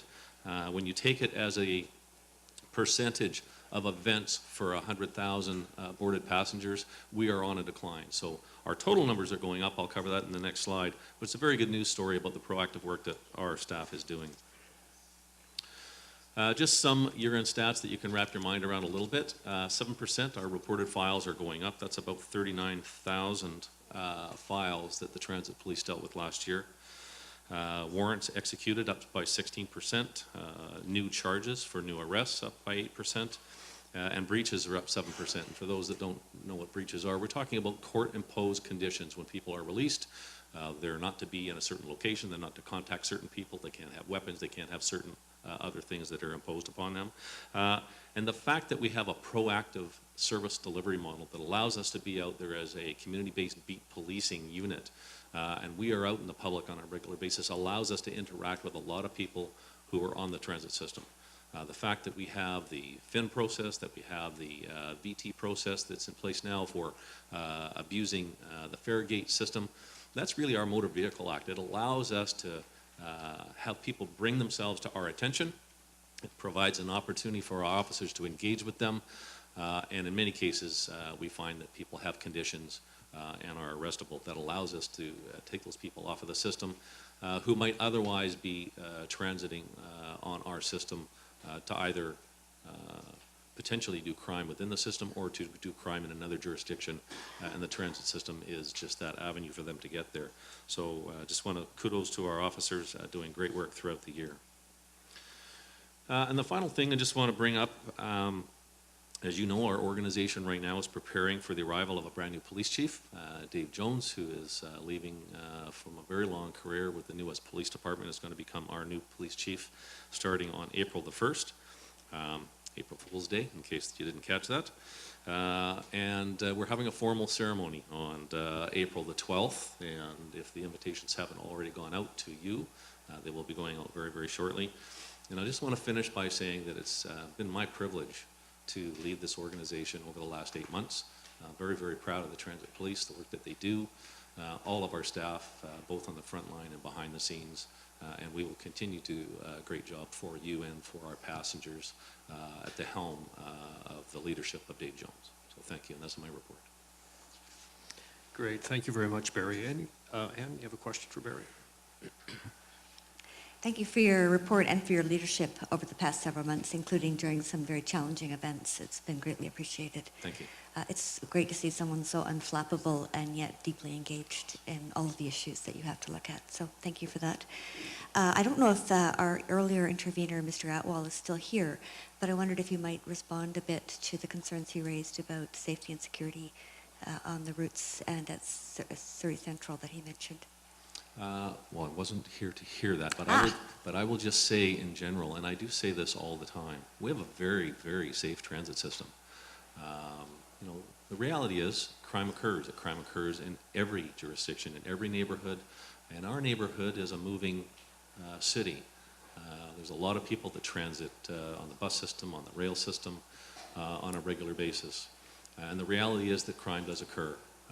But it's very, very low. The rates of crime on our transit system are extremely low, and we have a very good police service that is doing our very, very best actively, proactively, to get out there and provide that reassurance. We're trying to be as visible as we can, and we're trying our very best to actively target individuals that we know might be using the system to target individuals.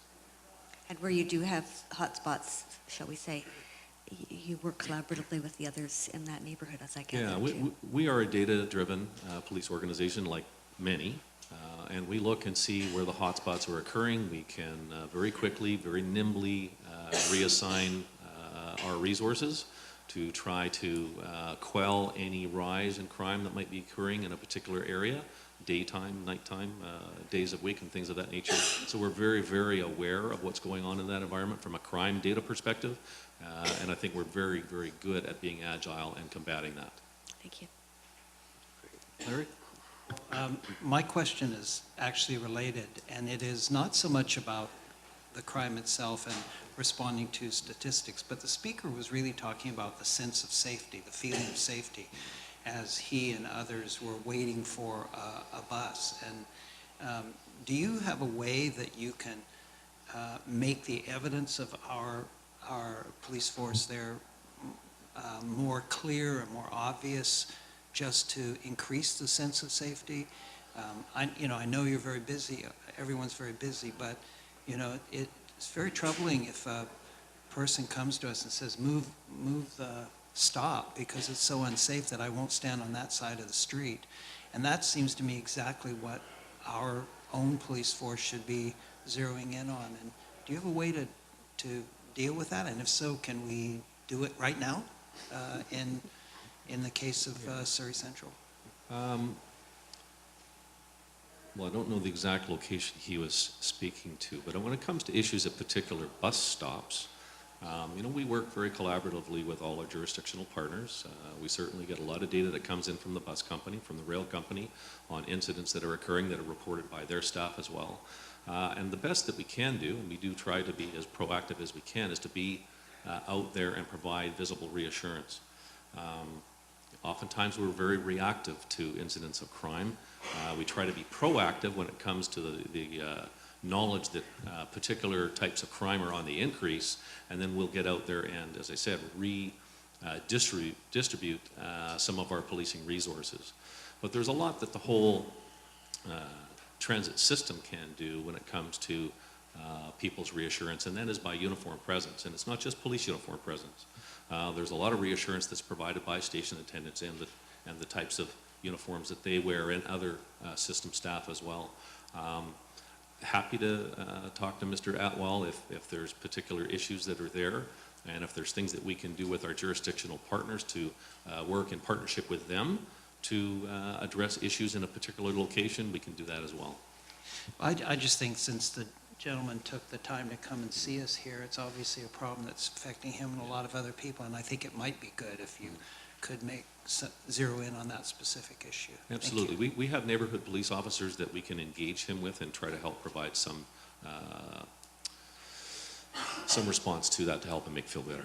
Thank you. Larry, I would just say, I know that Don Palmer, the Vice President of Operations from CNBC, chatted with him afterwards as well, because it's a combination, the bus zone and the condition of the bus zone, the location of the bus zone. CNBC needs to look at that, but exactly as Barry said, that's kind of a collaborative effort between, in this case, the bus company and not only the transit police, but also transit security, which is a CNBC asset, and the local jurisdiction partners.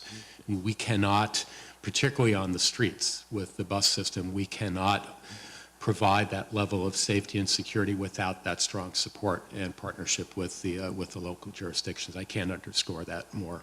Yeah, absolutely. Great. Marcelo? Thank you for your leadership over these last months. We really appreciated it. And I just want to note that you provided us with an immense amount of information about the work of the department that we have in your reports, in addition to that we've heard today. So thank you. And finally, I just want to thank you for the update on Constable Josh Harms. That was really helpful to hear how he is. We've obviously been following the story, and it's just commendable to see that the work that you and others at TransLink have done within the community have really served well in that particular instance as an example. That doesn't happen by accident, that the community comes together, whether it's internal or external, to support each other. So Great. thank you. Thank you. Great. Murray? Thank you, and thanks, Barry, for the report. But As you know, I'm the TransLink appointee to the TPS Police Board, and I just wanted to say, sort of echo what Marcella and Ann have said already. Thank you very much for taking on the role of interim chief during the process of searching for a new chief officer. You taking on that role allowed it to be very seamless, very non-disruptive, and allowed the service to continue in a way that wouldn't otherwise have been the case. And so I, personally, I want to thank you as well for doing what you've done and doing it so well. So thanks, Barry. Thank you, my pleasure. So before you go, Barry, Murray sort of took a little bit of my thunder because I was going to formally, on behalf of the board, thank you for sort of stepping up and leading the force since Doug Lepard's retirement.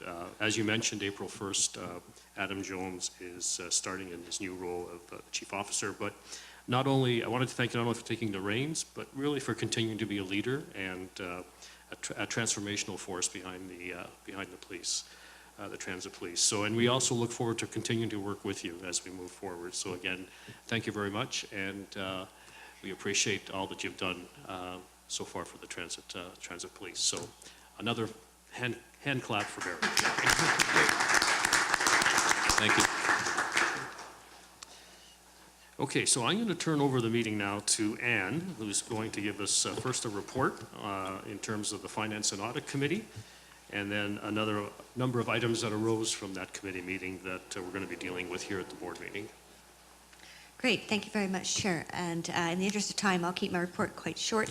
I first want to thank the staff and the Finance and Audit Group and the members of the committee who have done exemplary work. We met most recently on March 18th.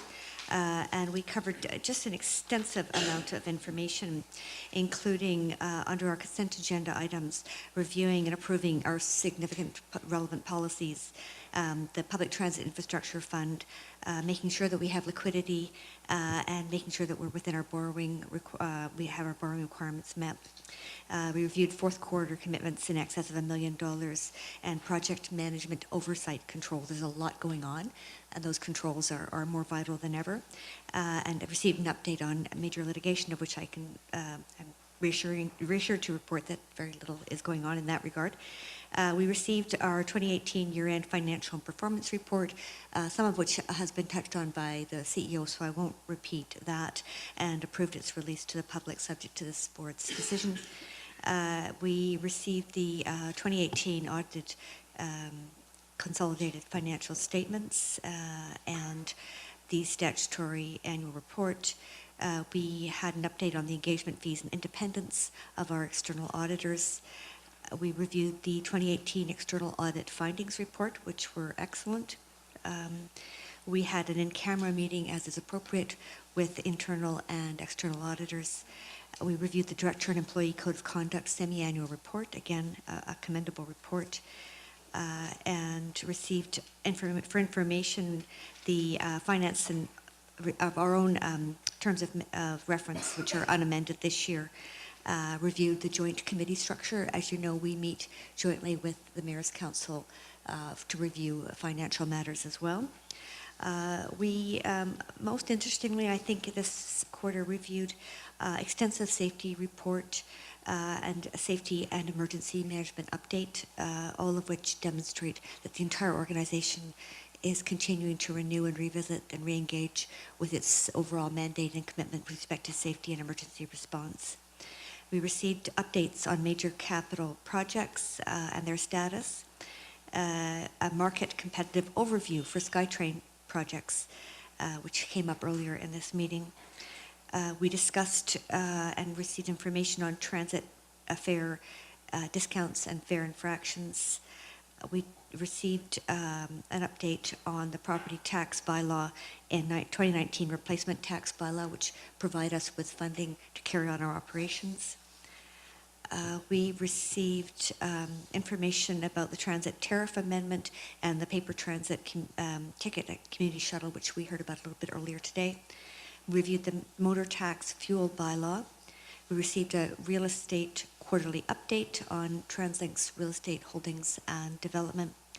We heard from information technology about their projects, what they're doing to make sure that we stay cutting edge with information technology and, in particular, cybersecurity, what we do to maintain cyber safety within the organization. A subject near and dear to my heart, we heard about corporate sustainability, what we're doing to ensure that we carry on our operations in the most sustainable fashion possible. And in a related report about environmental management, what we're doing to comply with all environmental laws. We heard extensive information and had good discussion about enterprise risk management and what the enterprise is doing overall to understand the risks that we face, weigh them, measure them, respond to them, and address risk in a way that ensures the sustainable operations of the organization as a whole. So I think, subject to any questions, and we do have staff here who are able to respond to questions, I'm happy to move, if you wish, the consent agenda items relating to our agenda, which is the 2018 statutory annual report, the Patello Bridge Condition Monitoring Report, and the Expo Millennium Upgrade Program. Oh, we're adding those as well? Yes, and they're additions, because we weren't busy enough. We're adding the Broadway Subway project and Surrey Langley SkyTrain project as well. Is that- Yeah, sorry, and I think there's just one other on the next page as well, the station upgrade project. You're correct. Station upgrades projects Right. So status those are the update. 6 items on the consent agenda. We have Ann move them, Murray second, all in favor? Opposed? Okay, approved unanimously, thank you. That's it. That's it, okay. So we'll next move to the 2018 year-end financial and performance report. And I see Rob getting up. And Rob Malley, who's our CFO and Executive Vice President of Finance, will be providing a report. Good morning, Rob. Okay, good morning and greetings, board members, Mr. President, and the public. So I'm happy to present and talk about some of the notable accomplishments this year in 2018 for the organization as a whole, as well as some preface and context over the financial statement approvals as well. So first of all, the highlights of the year, starting with the approval of a significant investment plan with service expansion, et cetera, was very a big milestone achieved by the region. And with that, we've also issued our first green bond in 2018 and achieved record-breaking ridership, including launching of new and innovative services and improved customer experience. And also through continued commitment to ensure safety and reliability, overall customer satisfaction rating has also gone up this last year, which we're very proud of. With regards to customer experience, we implemented better ways overall, as you can see by the list here, to communicate with our customers, improve accessibility for a number of people, as well as addressing specific community needs, such as figuring out a solution for the downtown district with the innovative night bus district approach. And we also improved reliability, as you can see on the on-time performance, and you've heard from the presidents of both BCRTC and CBC speak as well, which all together has resulted in great customer satisfaction across the network. So you can see all the different sources, or all the different modes of transportation saw extraordinary results.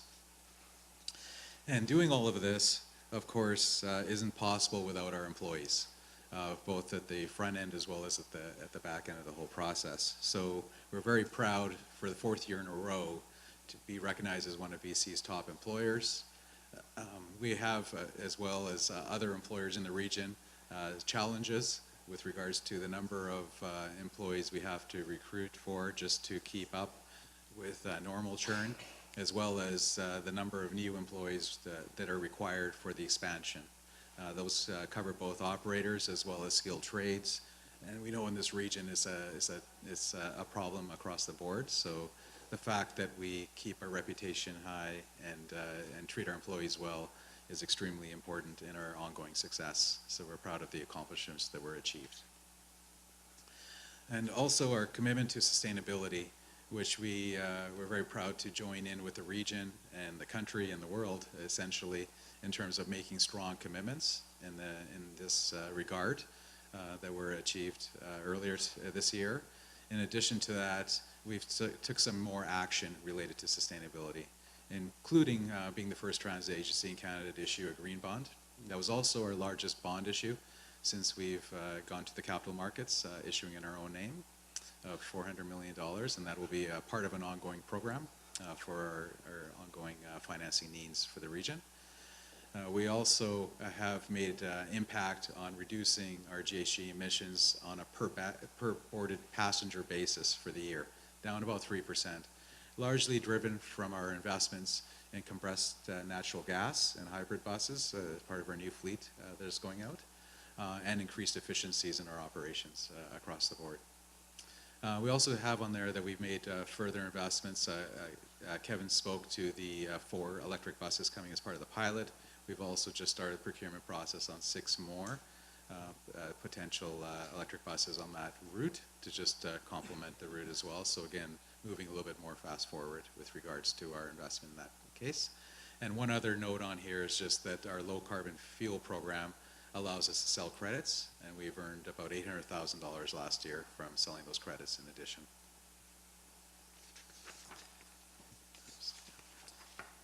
Investing in our system, you've heard a lot from Mike Richard and Mike McDaniel talk about some of the highlights in their reports. What comes with investing in our system as well is, when we learned through the year, is that we have to invest more. So we did have higher than budgeted investments in maintenance costs this year in particular to try to get ahead, and you've seen examples of that. But this was also really important for us ultimately to improve our reliability and enhance customer experience. We've seen that has resulted in combination with this. There are a few examples up here as well of the fact that while you invest in your system and operate at the same time, we have some customer inconveniences in the region that result from this. So we're proud to say that we've had to deal with those, and the customers have been having to deal with them. But despite that, we still retain very high customer satisfaction ratings and very high ridership levels across the board.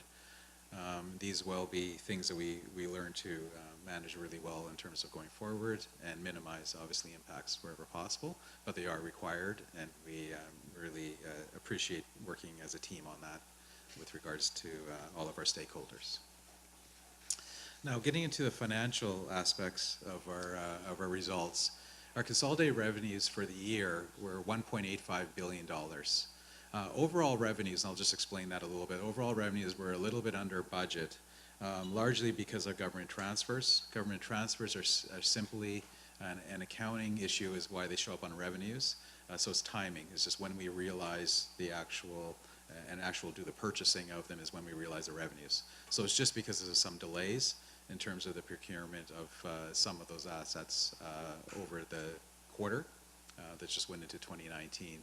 So no effects on service, no effects on our system, just simply a timing issue that resulted in that deviation from budget. Had that not been the case, we'd be slightly favorable to budget on revenues.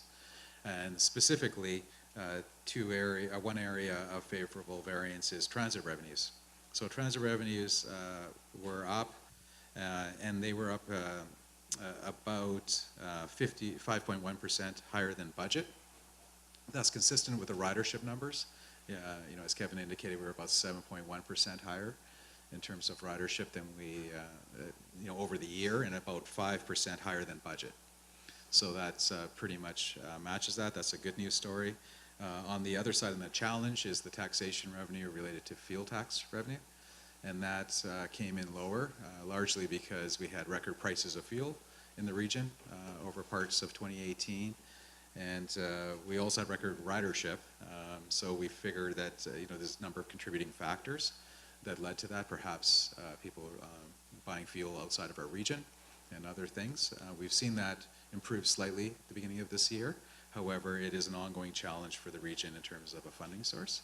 And we're happy to say in 2018, at least, it was offset by the transit fare revenues, not to impact our ability to navigate through that.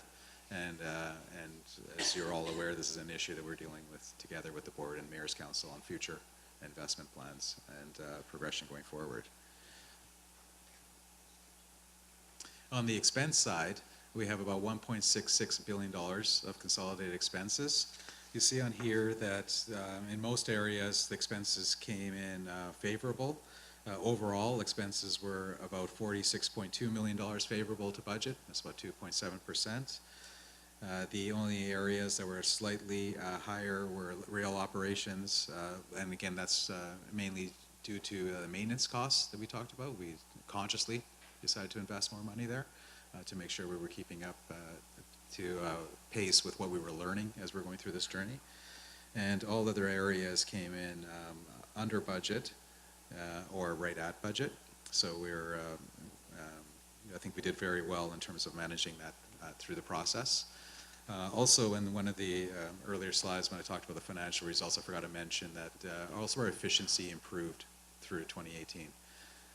Operator cost efficiency, so that improved from 55 to 58%, which also means we're more efficient in terms of expenses related to the revenue generation as well in our whole system. Now to the investments we made on capital projects. We invested on actual cash basis about $395 million during the year. These are the main categories that were invested in. And in terms of how they relate to expansion, about 61% of those total capital investments were in support of expansion projects, and about 39% or $154 million were state of good repair investments to keep our system going in a good state of repair. So that's kind of the breakup, and you could also see there a large portion of continued investments in expansion, obviously with our aggressive plans will continue going forward. And that concludes the performance report. So I'll just stop there before going into the audited financial statements. Great.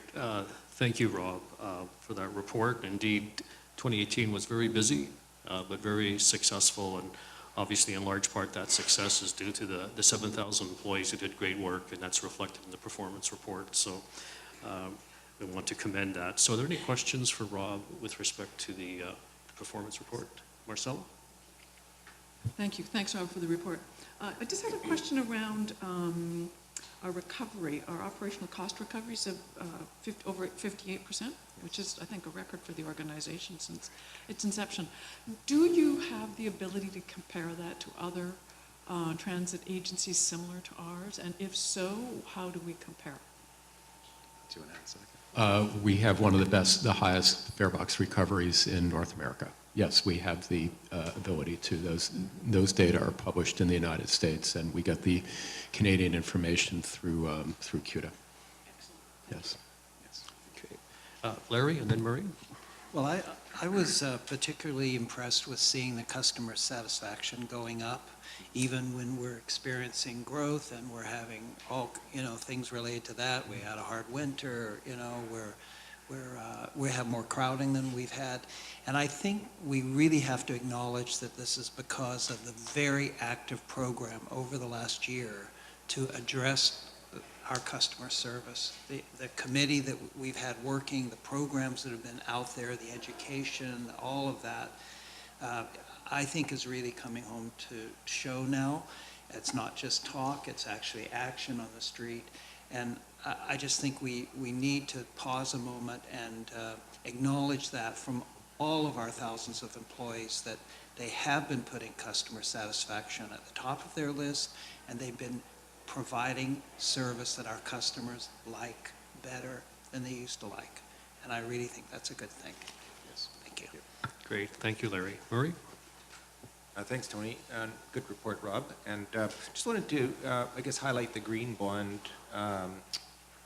issuance that occurred in 2018, and the fact that it is a carefully monitored program, externally monitored, I understand, that it represents our commitment to sustainability as an organization, and that it was, my understanding was that there was a quick take-up in the market of that bond because of the recognition more broadly of the need for organizations to move in that direction.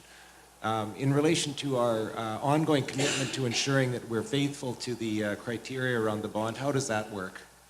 Sure, that's a good question. So each issue that so each green bond issue we do, we specifically target a portfolio of projects we did or are doing. So in the first issue, most of those projects were ones we were completing. We were allowed to go back 36 months. We went back probably more like 2 years at maximum on projects for our initial one. We are going to be very cautious not to be too prospective in issuing green bonds. We have enough projects that we're doing in real time to align to those financing needs. So not to put us in risk of changes. Also the flexibility, the green bond framework is published on our website as well. And that also articulates kind of the criteria we use.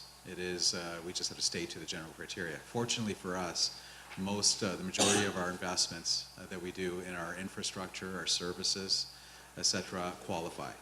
We build our buildings to green standards, and the technology we're using is mostly green, everything to do with SkyTrain, and even potentially some of our new bus locations and vehicles, et cetera. So those would qualify. So we're making sure that we stay on side with that. We still have the option at any point in time to issue conventional bonds alongside or at other points if we feel that there are other investments we need to be making that don't qualify. So we have that as a safeguard as well. So if I may, will our default position be to issue green bonds so long as we can meet the criteria and not use conventional bonds? Is that what I'm hearing? Yes, Okay. yes. Our preference is whenever possible to issue green bonds. Okay, thank you. Great, thank you. Jack? Thank you very much. You mentioned challenge with fuel tax revenue, higher price of fuel. And so we understand that. On the other side is the higher cost of fuel to the organization, and we use a lot of fuel. How does that, what are the challenges and risks with pricing of fuel being increased? Yes, so another good question. So we do track that and monitor that. We do have the ability to hedge fuel if we see that is prudent for us. And we also look in terms of long-term projections on that, and we're careful about budgeting that as well. So I think the fact is that the actual cost of fuel to us is a much smaller number than the fuel tax revenue side of things, which is why it's skewed, the results of it. In terms of operating, and as we change our fleet and migrate our fleet over, it'll become lesser of an issue. However, it is something that we watch and we monitor. So fortunately, fuel prices have come down since the peak, but still we just have to make sure we're prudently budgeting appropriately, and we execute hedging programs when we see too much volatility beyond our acceptable tolerances. Great, seeing no other questions, so that report was provided for information, but we're going on to the next item, Rob, which is the 2018 audited consolidated financial statements. Yes. So just to, you've seen all the statements in the report, as well as we've gone through audit committee with more of an extensive review of the audited statements. Essentially, they're produced by management according to the Canadian public sector accounting standards. And as you've heard too, we've had external auditors verify them, and we're very proud and happy to say we had a clean audit report as well from the external auditors. So on that basis, I'm happy to say that we would like to bring forward the motion or at least ask the board to bring forward the motion to approve the. Before we do that, are there any questions for Rob on the consolidated financial statements? Seeing none, the motion before us is to approve the 2018 audited consolidated financial statements and then authorize the board chair and audit committee chair to sign the approved 2018 audited consolidated financial statements. So have someone move that. Ann will move that. Second. Marie, all in favor? Opposed? Carried unanimously. Thank you. So Rob, I think you're going to continue. Yes. So we're going to move on to the 2019 transit tariff amendment. Yes. So just as a precursor to all three of these specific bylaw amendments that we're asking for approval of today, all of these amendments were a part of the Mayor's Council identified with regards to the investment plan requirements, both Phase 1 and Phase 2. They were intended and they're part of the process to make sure that we can get out the much-needed transportation expansion and linked in that. They were part of the public consultation process that also followed the approval and preceded approval of the investment plan that happened in the summer. So all these are essentially consistent with those changes that were proposed. And the first one being the transit fare amendment. This amendment has the impact of increasing adult and concession fares by a modest 5 cents, and adult concession stored value by 10 cents, monthly pass by $3, and concession pass by $2. And again, these are consistent with the approved investment plan and the portion of funding that's coming from the region in support of that expansion. Any questions for Rob on this? No? Okay, so the motion is to, it's introduced, and it's the first, second, and third sort of time of the, I'm not going to go through everything that's stated in here, but basically, as Rob mentioned, just to adopt the transit tariff amendment.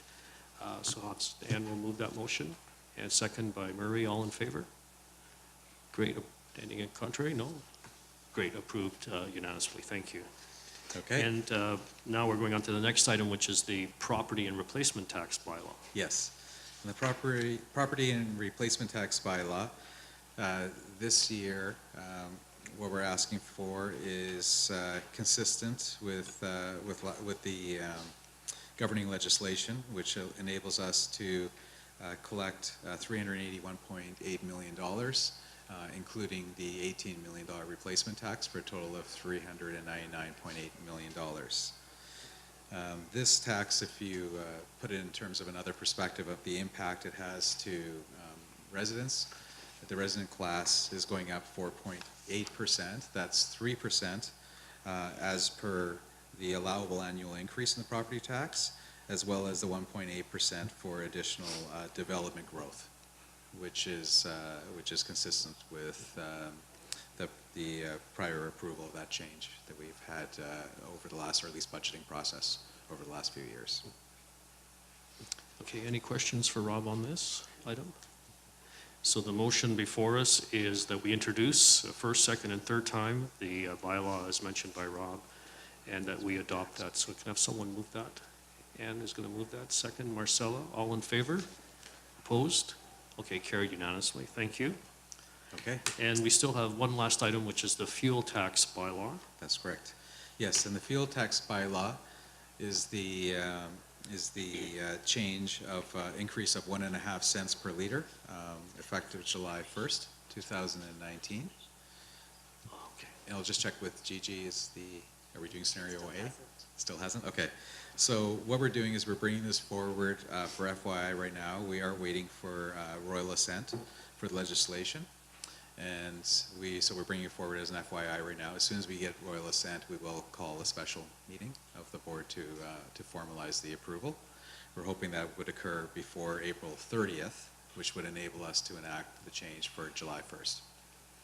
So the change is 1.5 cents, as I've indicated and shown up here, and that also is consistent with the approval of the investment plan that went through Mayor's Council as well. Great, thank you, Rob. So we are just receiving that for information purposes at this time, but any questions for Rob on this? Seeing none? Okay, great, Rob. Thank you very much for your reports. Given that we are slightly ahead of schedule, I think we'll just continue on with the agenda. And so the next item is a report from the Planning and Stakeholders Relations Committee. So I'm going to turn the meeting over to you, Larry, for your report. Thank you. The committee's last meeting on March 19th was really moving a lot of things forward that are now on today's agenda. So I'm not going to go into any detail, but just to kind of highlight those.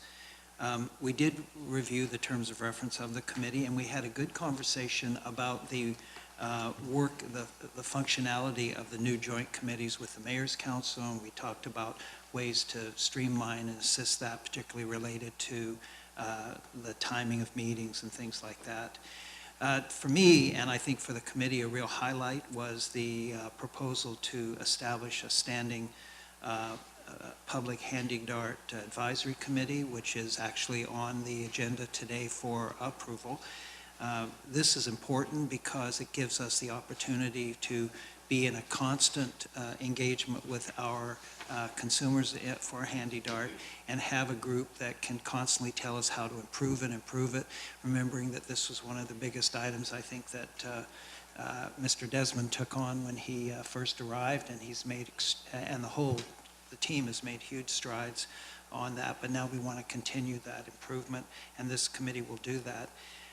We also heard, related to that though, a report which is on the consent agenda today of the work of the Access Transit Users Advisory Committee. And for people who don't know what that is, that's the committee that advises us on all aspects of our system and how we can make it more accessible to everyone. And they had a very busy year doing a variety of things and working very closely with our staff. Their report is there and filled with interesting things. Today we are bringing forward, and we discussed at the committee, the conclusion of the first technology review for the rail line out to UBC.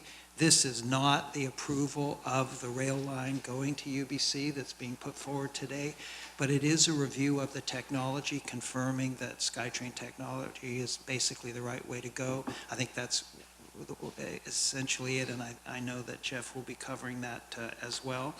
But that was good to see that moving forward, so that the Mayor's Council and we can then start thinking, as the studies continue, how that fits in with the priorities of everything else that we have to face. We also had an update on the progress of the new B lines that Mr. Desmond has already talked about. We had an update on the implementation of the transit fare review, the recommendations, and looking at the ones that can be moved quickly and the others that will take more change within our system to be operationalized. We had an update on the ongoing evaluation of late-night SkyTrain service and the desire that has been put forward by many people to increase that service, and what we can do and what the effects are on our maintenance program and that sort of thing. We also had two good discussions on what is one of the fundamental roles of this committee, which is public involvement, public engagement. The team are going forward and brought forward to us the program for public engagement for the South of Fraser expansions. And we were able to add some things to that, and also the public engagement program for the larger discussion about transportation in our region for the regional transportation strategy. We focused on two particular dimensions which we felt were very important. One was the outreach to the multicultural community of Greater Vancouver, and also our engagement with First Nations. We were very glad to see that the staff teams have already been putting a lot of attention to that, and that it will be a high point as well of these upcoming public engagement programs.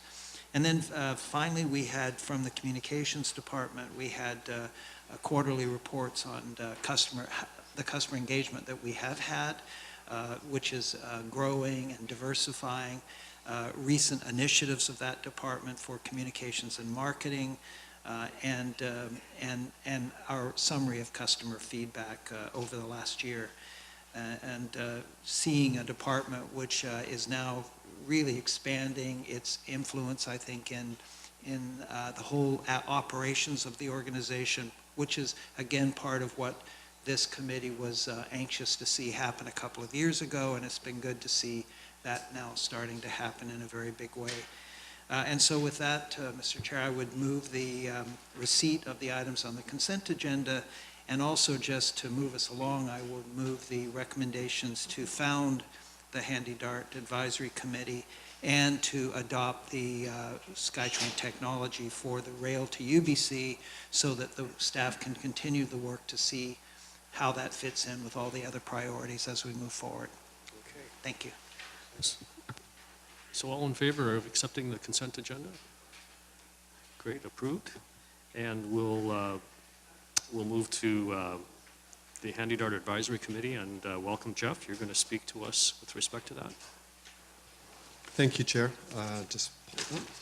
So as Chair, this committee noted, we presented to the Planning and Stakeholder Committee a recommendation that's in your package to establish this. I'll be very brief. This comes out of the review, the Custom Transit Service Delivery Review. One of the key recommendations was both to continue and to enhance the involvement of customers and stakeholders in the design delivery of Handy-Dart activities. We currently have a user advisory committee that is very active. You have in your agenda package all of the activities that they've undertaken in the last year. But that is focused primarily on the conventional system and how do we improve the accessibility across that system. This warrants, in our view, a dedicated group that can really dive in and provide us ongoing advice on how we're delivering and constantly improving, including implementing the 37 different recommendations that you adopted about a year and a half ago out of the Custom Transit Service Delivery Review.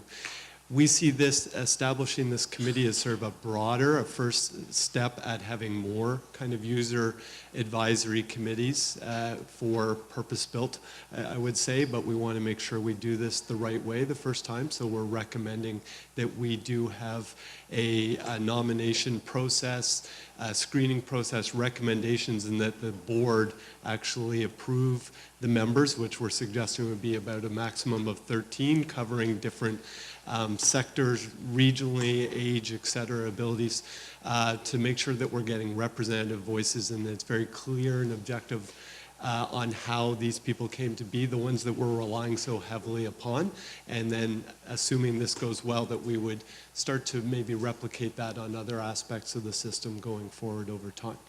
So with that, I'd leave it with the recommendation that's on the table and open it up to questions, Chair. Any questions for Jeff? Okay, so the resolution is to establish a standing public Handy-Dart Advisory Committee and to direct management to undertake an open call for applications and recommend committee members. So moved by Larry, seconded by Murray. All in favor? Opposed? No contrary? Okay, great, accepted, approved unanimously. So I'll go into the next item, Jeff, which is the rail to UBC. Yeah. Thank you, Chair. So Director Beasley talked about the origins of this. I know that you have been brought along both through the advice of the Planning and Stakeholder Relations Committee as well as the involvement of members on the Joint Planning Committee that's been reviewing this. This recommendation parallels what went forward to the Mayor's Council, both in January and in February, and then the subsequent actual approval and resolution that the Mayor's Council made. It's seen there before you. I'll just very quickly highlight what those conclusions were, both of our study as well as the conversation amongst the Joint Planning Committee and the Mayor's Council around the table. So we went in looking at what the corridor requires. This wasn't supposed to be an alternatives analysis at this phase. It was actually to set the stage for the alternatives analysis. The original alternatives analysis was for the whole corridor, Broadway to rail to UBC. What we did in the vision was then go to Arbutus. So now with that decision, we had to take fresh eyes and look at what makes sense and what could be fatal flawed at this point before we go out and have an engagement with decision makers, stakeholders, and the public. We need to know that everything that is actually on the table could meet the original purposes of what we're trying to do, as opposed to then getting into the trade-offs that come with different alignments, et cetera. So we looked at it at a corridor level, and as you see, none of the options other than extending SkyTrain would meet the capacity in the longer term or even in the medium term. What we saw then is we didn't want to foreclose options. We did some due diligence. It hadn't been in the original alternatives analysis, but we decided to look at, since you would be drawing a lot of people into that corridor, could we build a network of LRT? And would that be able to meet the needs, and roughly at what level of cost?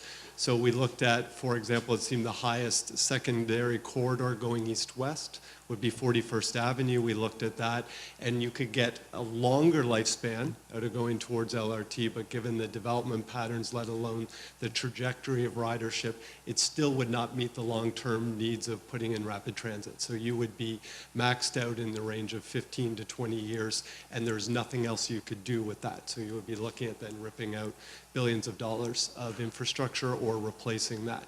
Similarly, the costs were very similar to actually just doing the corridor, and the ridership was lower than doing SkyTrain along Broadway. So absent other objectives that you might want to do in doing a network, our recommendation to the Mayor's Council and to you is that we continue to the next phase using SkyTrain as the technology at this point. There were a number of questions that were raised. Part of it, I think, was what Director Beasley was raising. This is not an approval. How does this fit with the strategic priorities laid out in the Mayor's vision? The Mayor's vision and the Phase 2 investment plan laid out the task to the region and to staff is to figure out how and when to make a connection, a rail connection to UBC. It did not contemplate funding it within that 10-year horizon that was set out.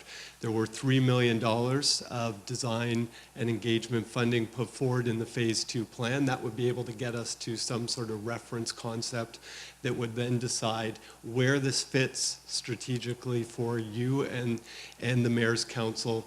Is there a foreseeable source of funding that makes sense that we should proceed relative to the other priorities that exist today and that will be identified through the RTS to that next phase of work, like what we did on the Broadway subway or in Surrey, which is roughly 30 to 40 million of design work.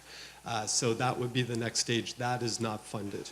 There were questions, obviously, about how that compares to the other priorities. Our answer is this will allow us, this next phase of work, to bring this into the funnel of all the other projects that have been either raised or will be raised as part of the RTS program, and you can provide us feedback on where these fit relative priorities, both in sequencing and in investments. There were a fair number of questions about what does this do relative to our regional objectives. You see some of those answered there, but we'll go into much more detail. That will be dependent upon what the stations are, what the network looks like, et cetera, will drive some of that. So as far as timing, we're at the star, basically. So if you approve this, consistent with what the Mayor's Council would do, we would start to develop concept designs. One of the key pieces of that is figuring out what the vertical and the horizontal alignment is. We know roughly it's on Broadway, but what are we doing to connect different generators? There's a fair bit of campus planning happening at UBC. There are the Jericho lands that are commencing planning. The City of Vancouver is doing an overall city plan as well as a Broadway corridor. We need to go out and understand what the horizontal alignment looks like. And then obviously critical to the cost of this would be how much of this needs to be tunneled versus what might be vertical alignment above ground. So that will be part of the next round that would inform both the costs and benefits of this as well as some of the design parameters. So we see that happening over the course of the next roughly 18 months, as I mentioned here, and we would bring that forward mid-2020 along the same time frame of when we would hope to deliver the RTS as well. So I'll leave it at that with the recommendation that's on the table, Chair. Great, thank you, Jeff. I know there's been a lot of discussion by the board at various meetings, at previous meetings as well as committee meetings, but are there any other additional questions for Jeff at this time? Ann? Thank you for your report, Jeff. Very useful. Turn on mic. Thank you for your report, Jeff. That's very useful. I have a couple questions.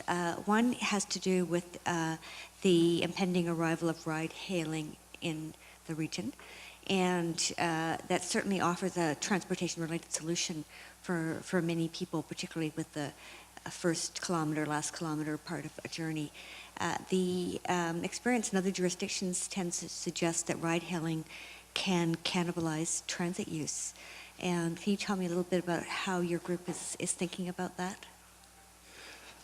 Very good question. So it's too early for us to tell it depends upon what the legislation looks like and what the operating environment is to know how it will replicate what happens elsewhere and what the challenges and opportunities will look like. But we've been obviously modeling a fair number of things which informed the testimony that we gave to the Select Standing Committee on Ride Hailing.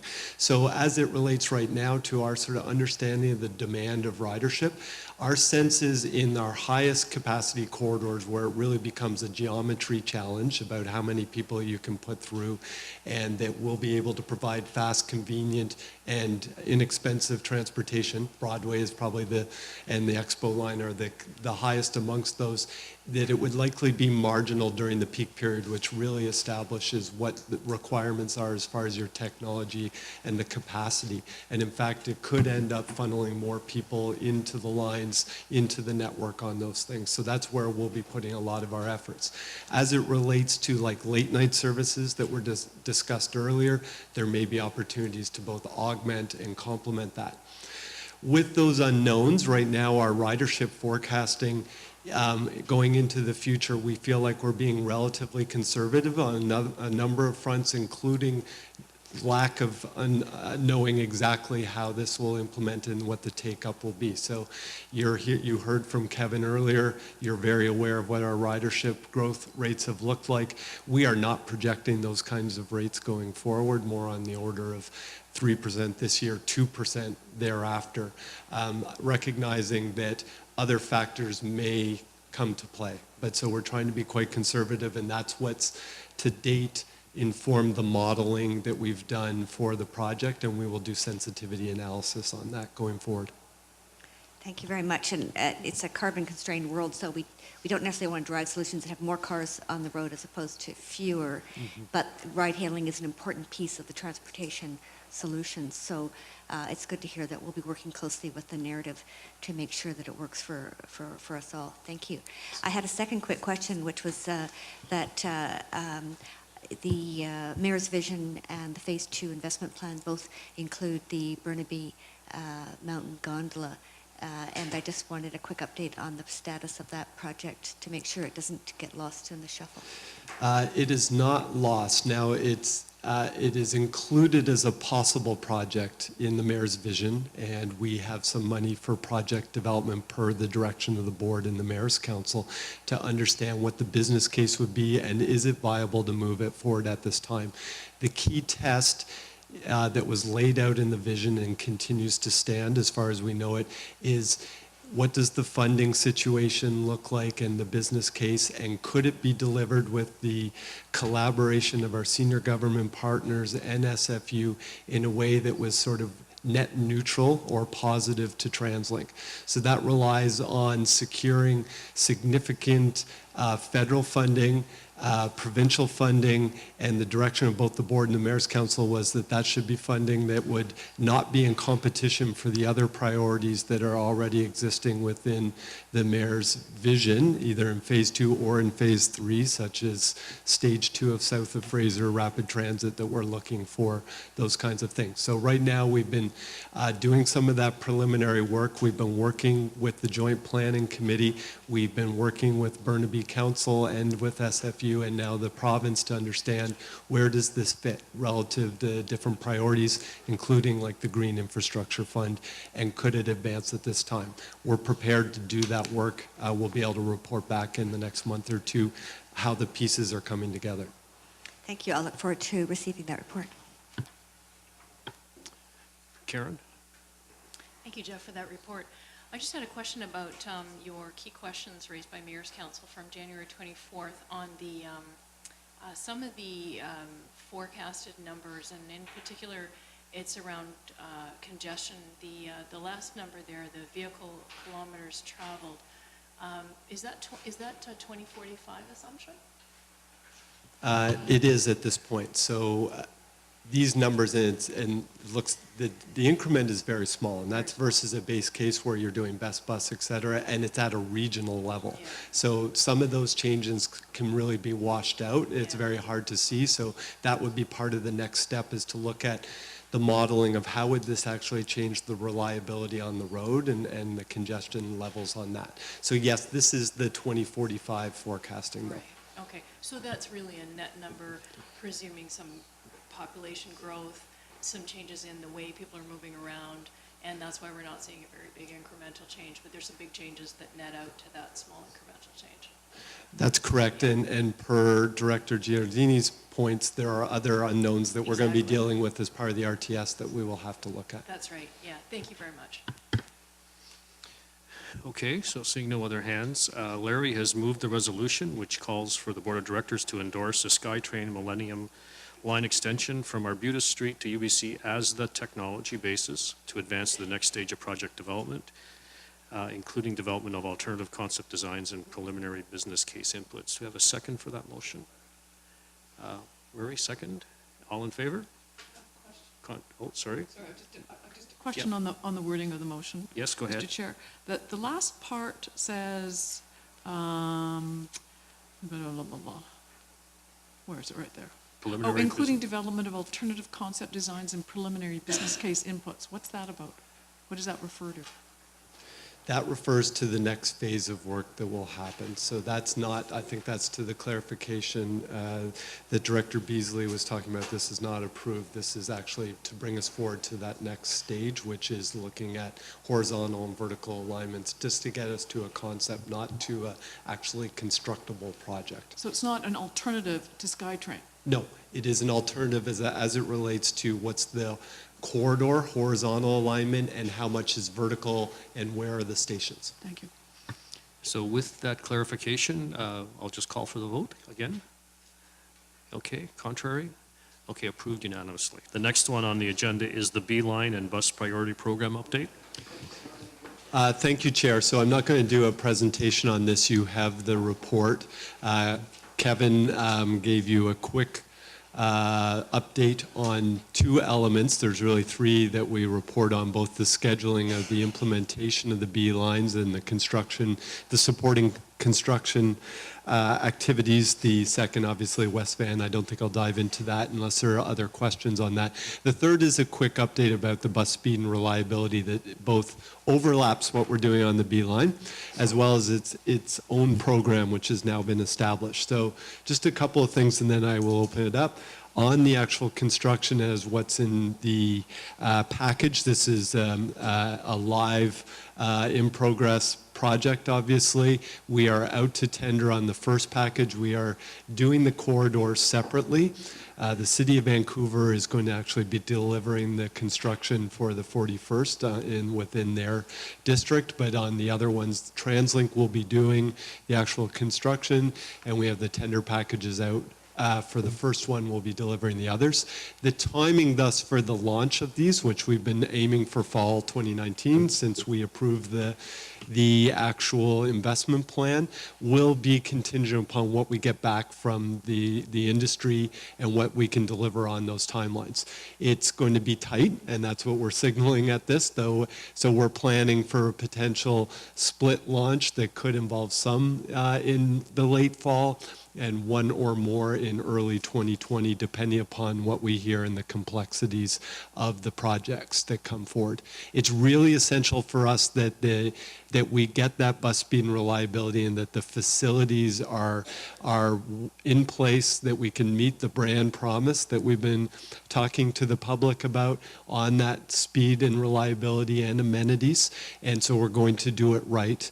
And we think we're relatively close to online on the original timeline. So we're sprinting full board to try and hit that. We'll be giving you an update as we receive back the bids in April and in May, and start to have to make decisions about the exact timing of those.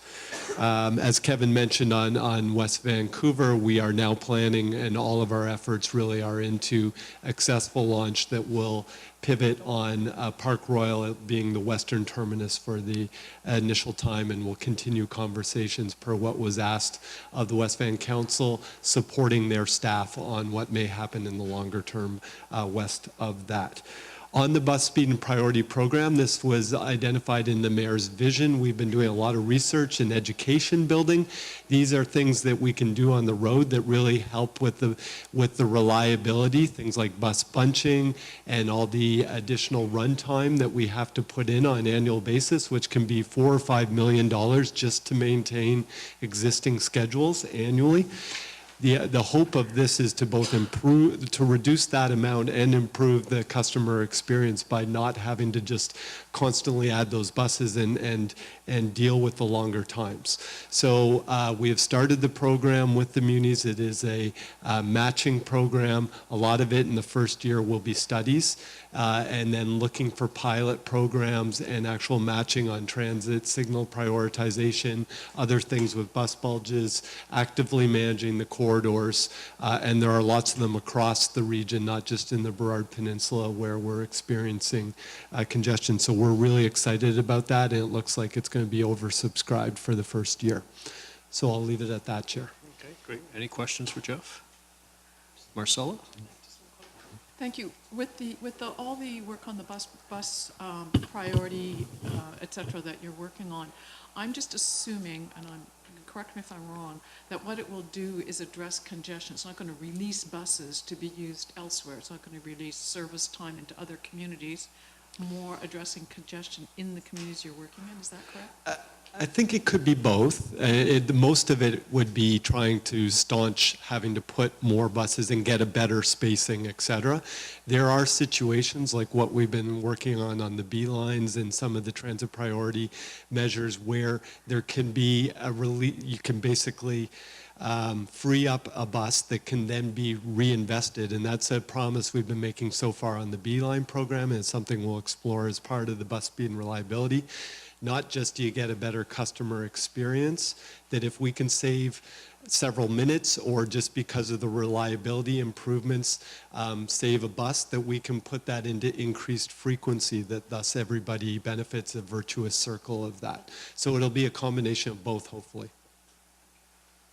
Great. Seeing no other questions, Jeff, thank you for that report. We'll just move on to the next item, which is a report on the South of Fraser Rapid Transit Planning and Engagement Update. Thank you, Chair. So if there are any really detailed technical questions, Sandy's also here about the project as it goes forward.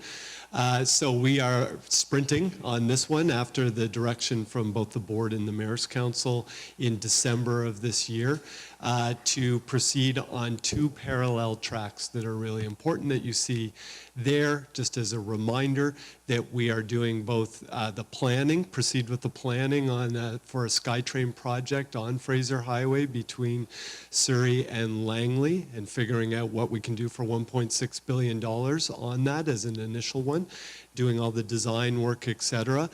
As well as what does that mean, this change, to the overall 27 kilometers of rapid transit that were identified in the mayor's vision, so doing the land use planning, et cetera. And that one needs to land fairly quickly and understand what the funding implications, sequencing, et cetera, are. Per the direction and resolutions at the Mayor's Council table, I think that we're very consistent with what we heard from the board. We do have a milestone, which is delivering a preliminary business case in the middle of this year. Right now, I think it's late July is the Mayor's Council that we're targeting. That would be a review of that shows what is it that we can do, as well as two other things that I'll talk about going forward on this. We will also bring back what we think some of the options are now for the overall 27 kilometers. So by July 25th of this year, we need to show how does that preliminary business case line up with the objectives that have been set out for rapid transit before we proceed to the next phase, which is expending a fair bit more in really technical design and getting out there with the community on actual alignment and stations, et cetera. What are the trade-offs, and how far can we get with that initial $1.6 billion?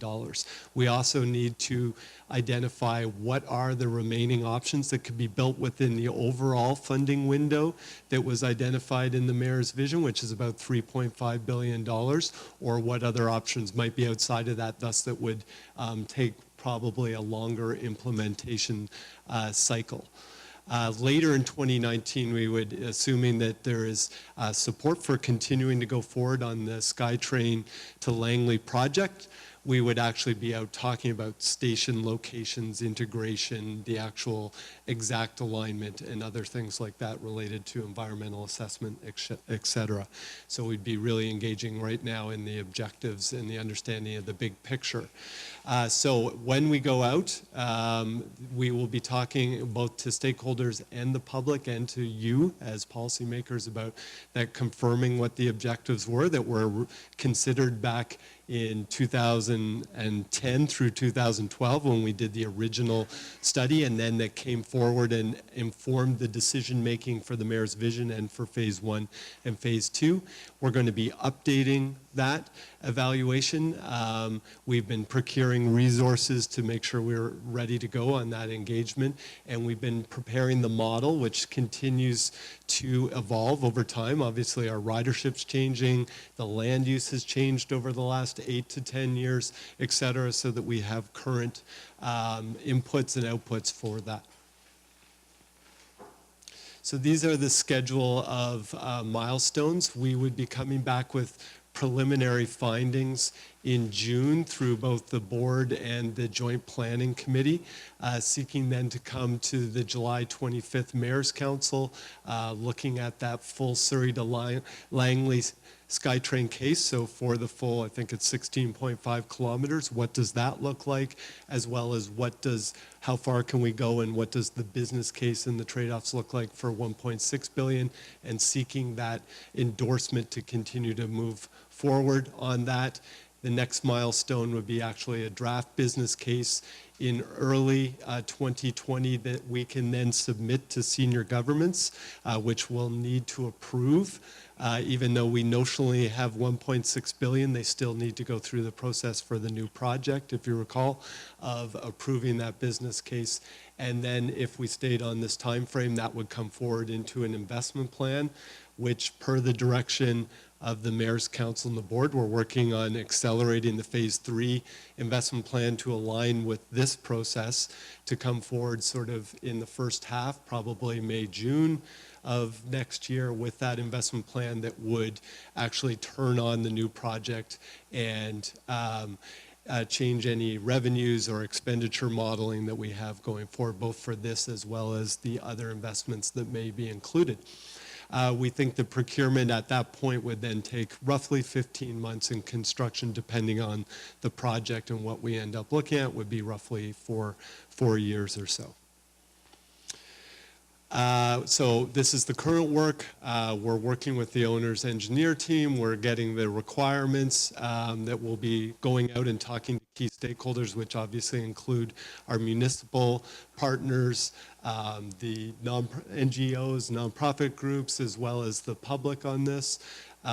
We are confirming, obviously staying on this project schedule is tight, so just making sure that we're thinking ahead on that, and that we're thinking of all the interrelated decisions. We have a very major Expo Millennium Upgrade program, which now this, as a Surrey SkyTrain project, that particular one would have implications for that. So we're working through some of that diligently right now, and we'll be looking for community feedback on the specific project impacts. So what do we need to think about the project team as they start to design stations, et cetera, that will need to be addressed? What are the hopes and concerns about that?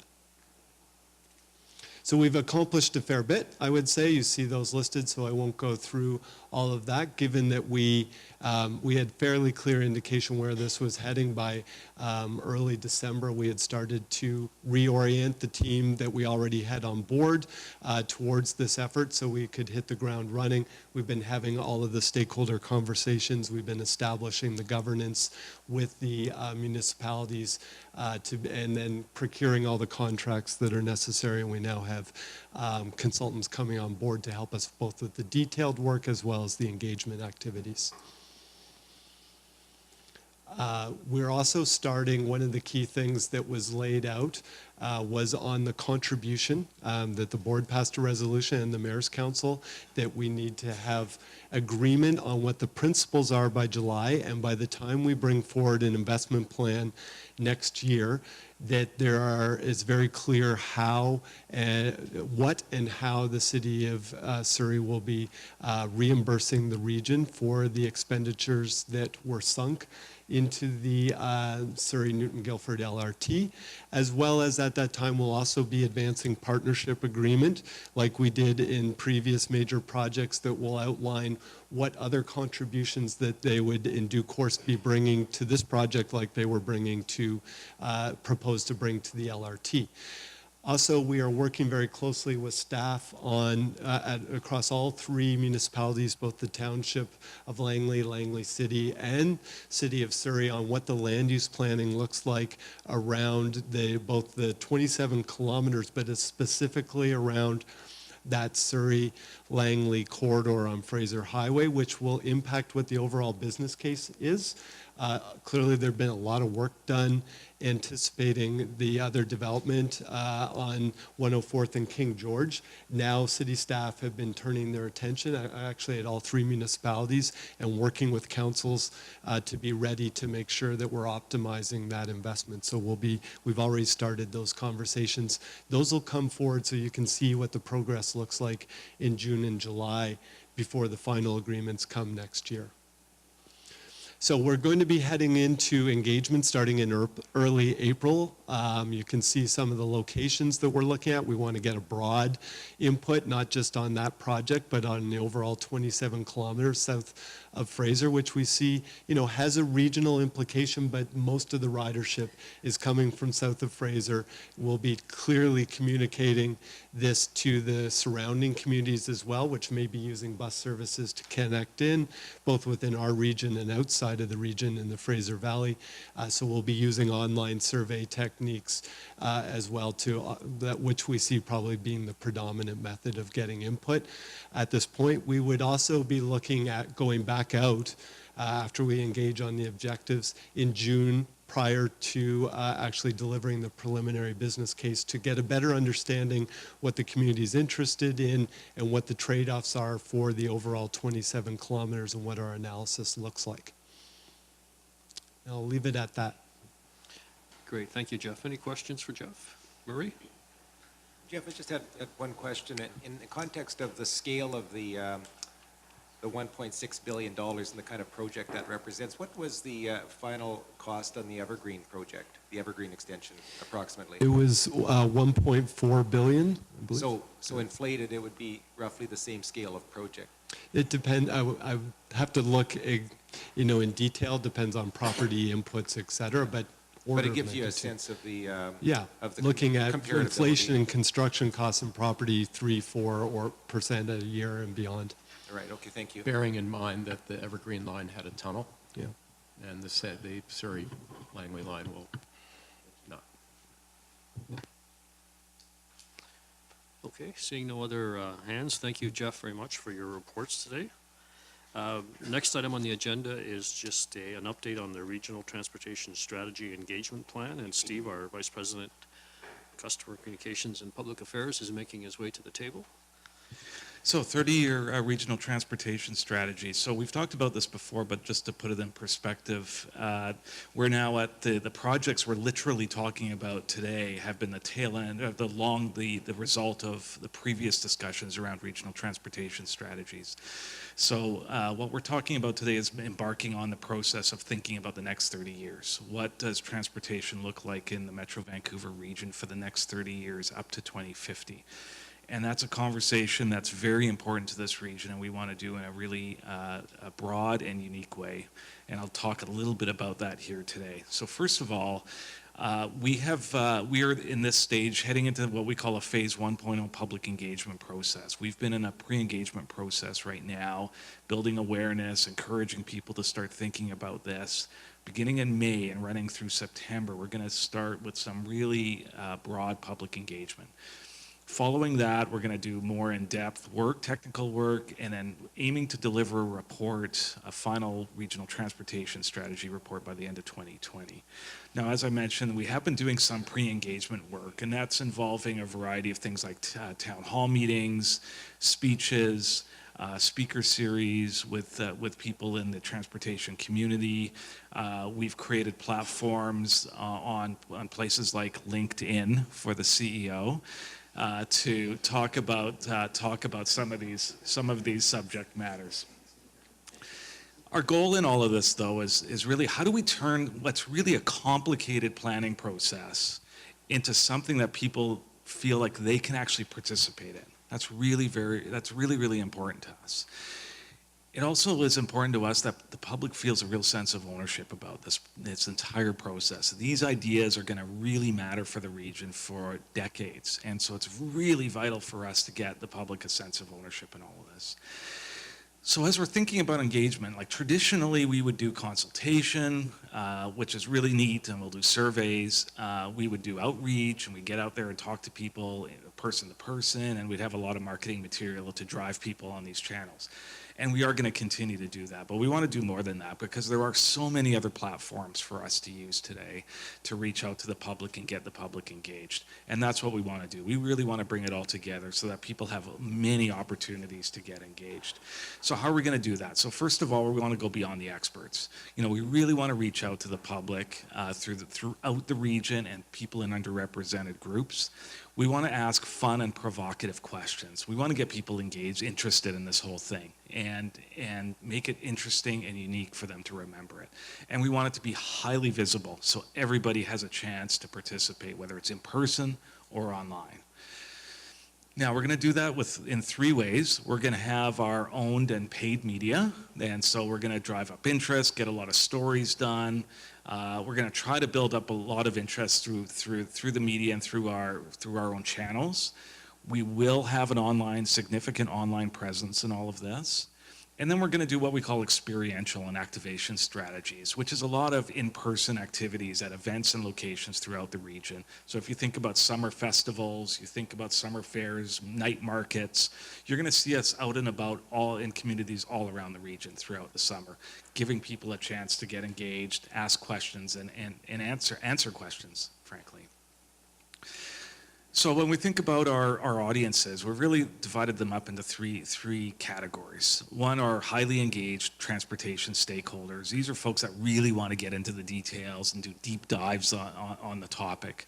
Secondly is broad representation. We want to make sure every part of the region is represented and is heard. In fact, we actually want to reach out beyond our region a little bit and make sure that people outside of our boundaries that we're talking to them. Frankly, the users of our system are the people that we want to reach out to. And then what I call new and underrepresented voices. So we talked about, Larry referred to this earlier. This is new Canadians, this is multicultural communities, First Nation communities. Those who traditionally don't take part in these kind of exercises, we really want to make an effort to reach out to them. And we're going to do that through in-language consultation and other tactics that we're going to adopt.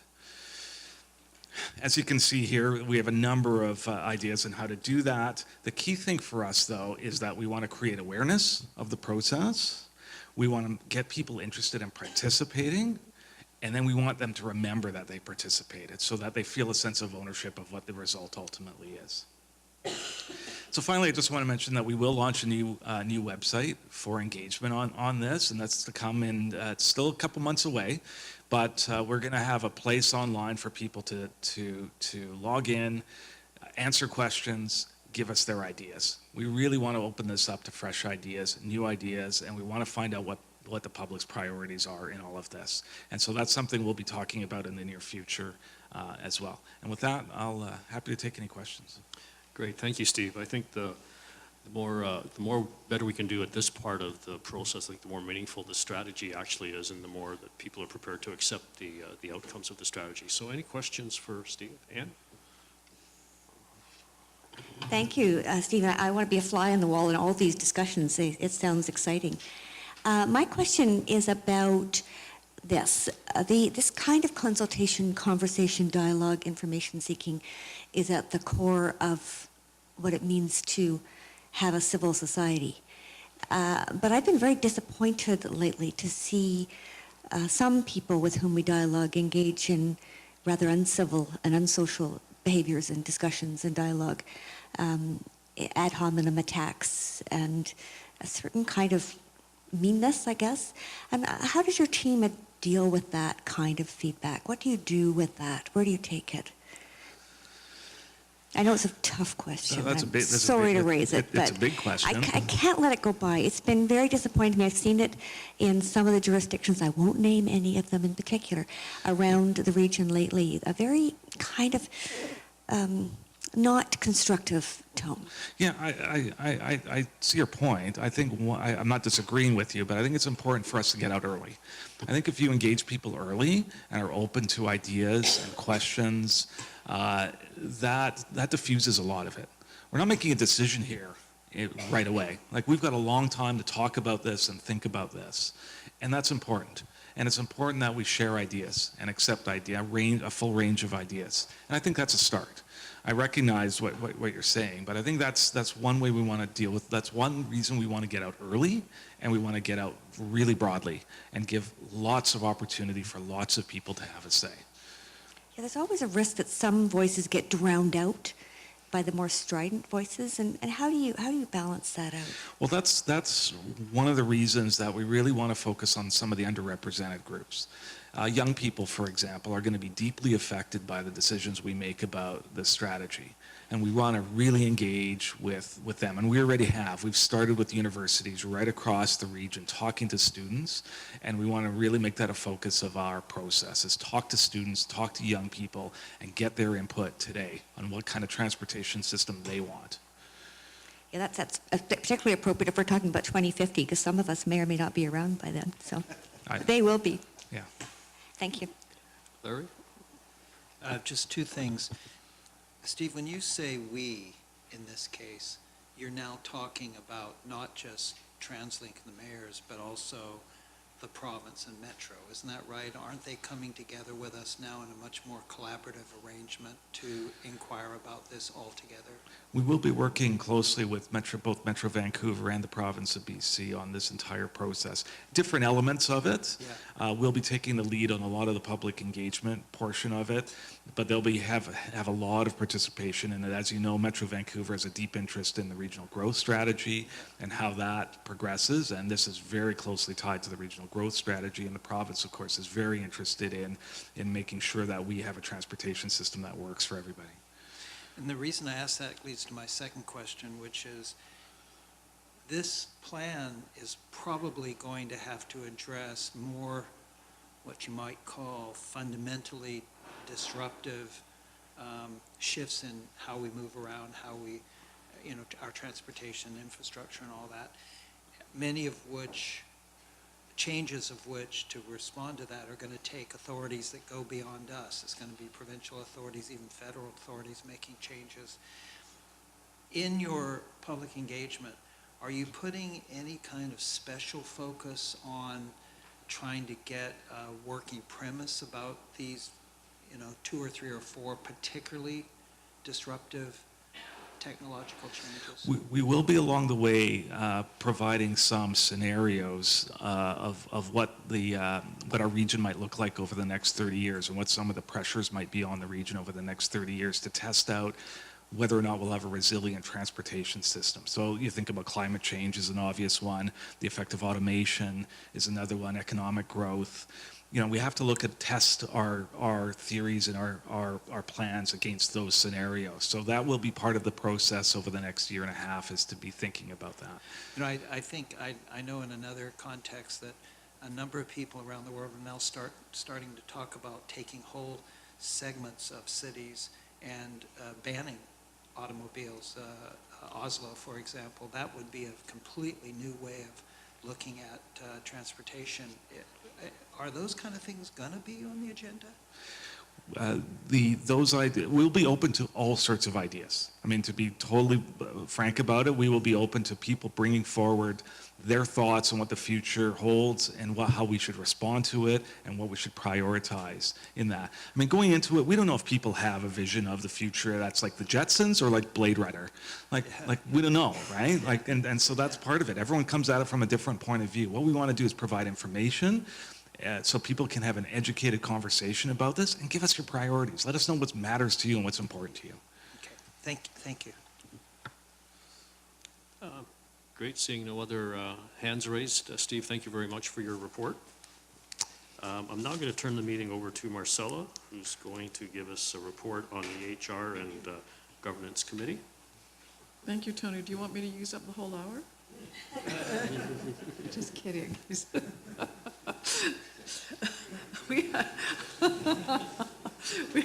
We had it's HR governance, and we reviewed the reports that all need to be reviewed on an annual basis, from director and officer disclosure reports, independent conduct reviews, codes of conduct, respectful workplace policies, privacy policies, as well as our own mandate.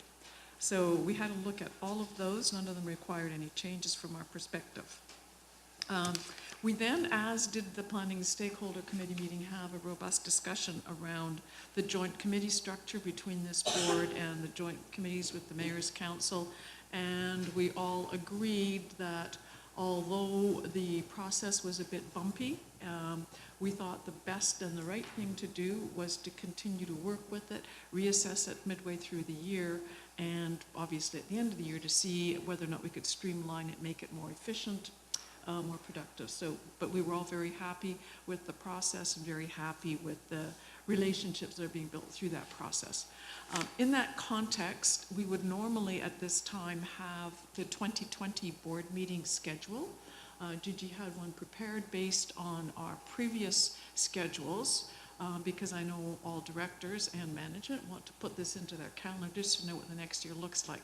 However, based on our discussion about the relationships and meetings with the Mayor's Council, Gigi has taken this away, and he's going to work with the Mayor's Council to see if there's any way we can create a board agenda that better reflects the joint committee structures to hopefully streamline some of the time in some of the meetings. So Gigi will be working on that. So unfortunately, your 2020 schedule will be coming a bit later than normal. So stay tuned for that one. We appointed the Conduct Review Advisor. We appointed the same person that we appointed last time, with some comments how helpful he has been to some of the board members over many of the issues. We also looked at new director orientation feedback, making no changes to the program other than observing that the bus simulator was a big hit. Larry passed at, what, 2 kilometers an hour? I was the best. We then looked at the screening panel. The screening panel process, we reviewed that, and based on feedback from the screening panel last year, they would like to commence the process earlier this year. So normally they're set up in the fall, so this year they want to be set up in the June period. So we'll be working with that around board competencies, etc., and you'll see more about that at our next meeting. We had a thorough report from our Vice President of Human Resources, the quarterly report, looking at all the various activities going on within this organization, from training to kudos to health and welfare, and it's a very comprehensive report, and we see the results from our report last year on this company being one of the best to work in. So all of the policies that are being worked on are paying off. And then finally, well, not finally, but almost finally, we then looked at a new TransLink drug and alcohol policy. And Jean, our VP of HR, is here to speak to it, unless you've all read it and are comfortable with it. But let me just say before you answer that is you will note a change that we made, that the policy should include specifically directors as well as officers, employees, and contractors. So question to the board, do you wish to hear from Jean, or do you all feel that you've read it and you're ready to move the approval? Okay, Jean, thank you. I think everybody's comfortable. Thank you for preparing and not speaking. So with that, I will move the new TransLink drug and alcohol policy as you've seen it revised. Second by Murray, all in favor? Contrary? Okay, approved unanimously. Thank you very much, Marcella. That is my report, but I can keep talking. No, no.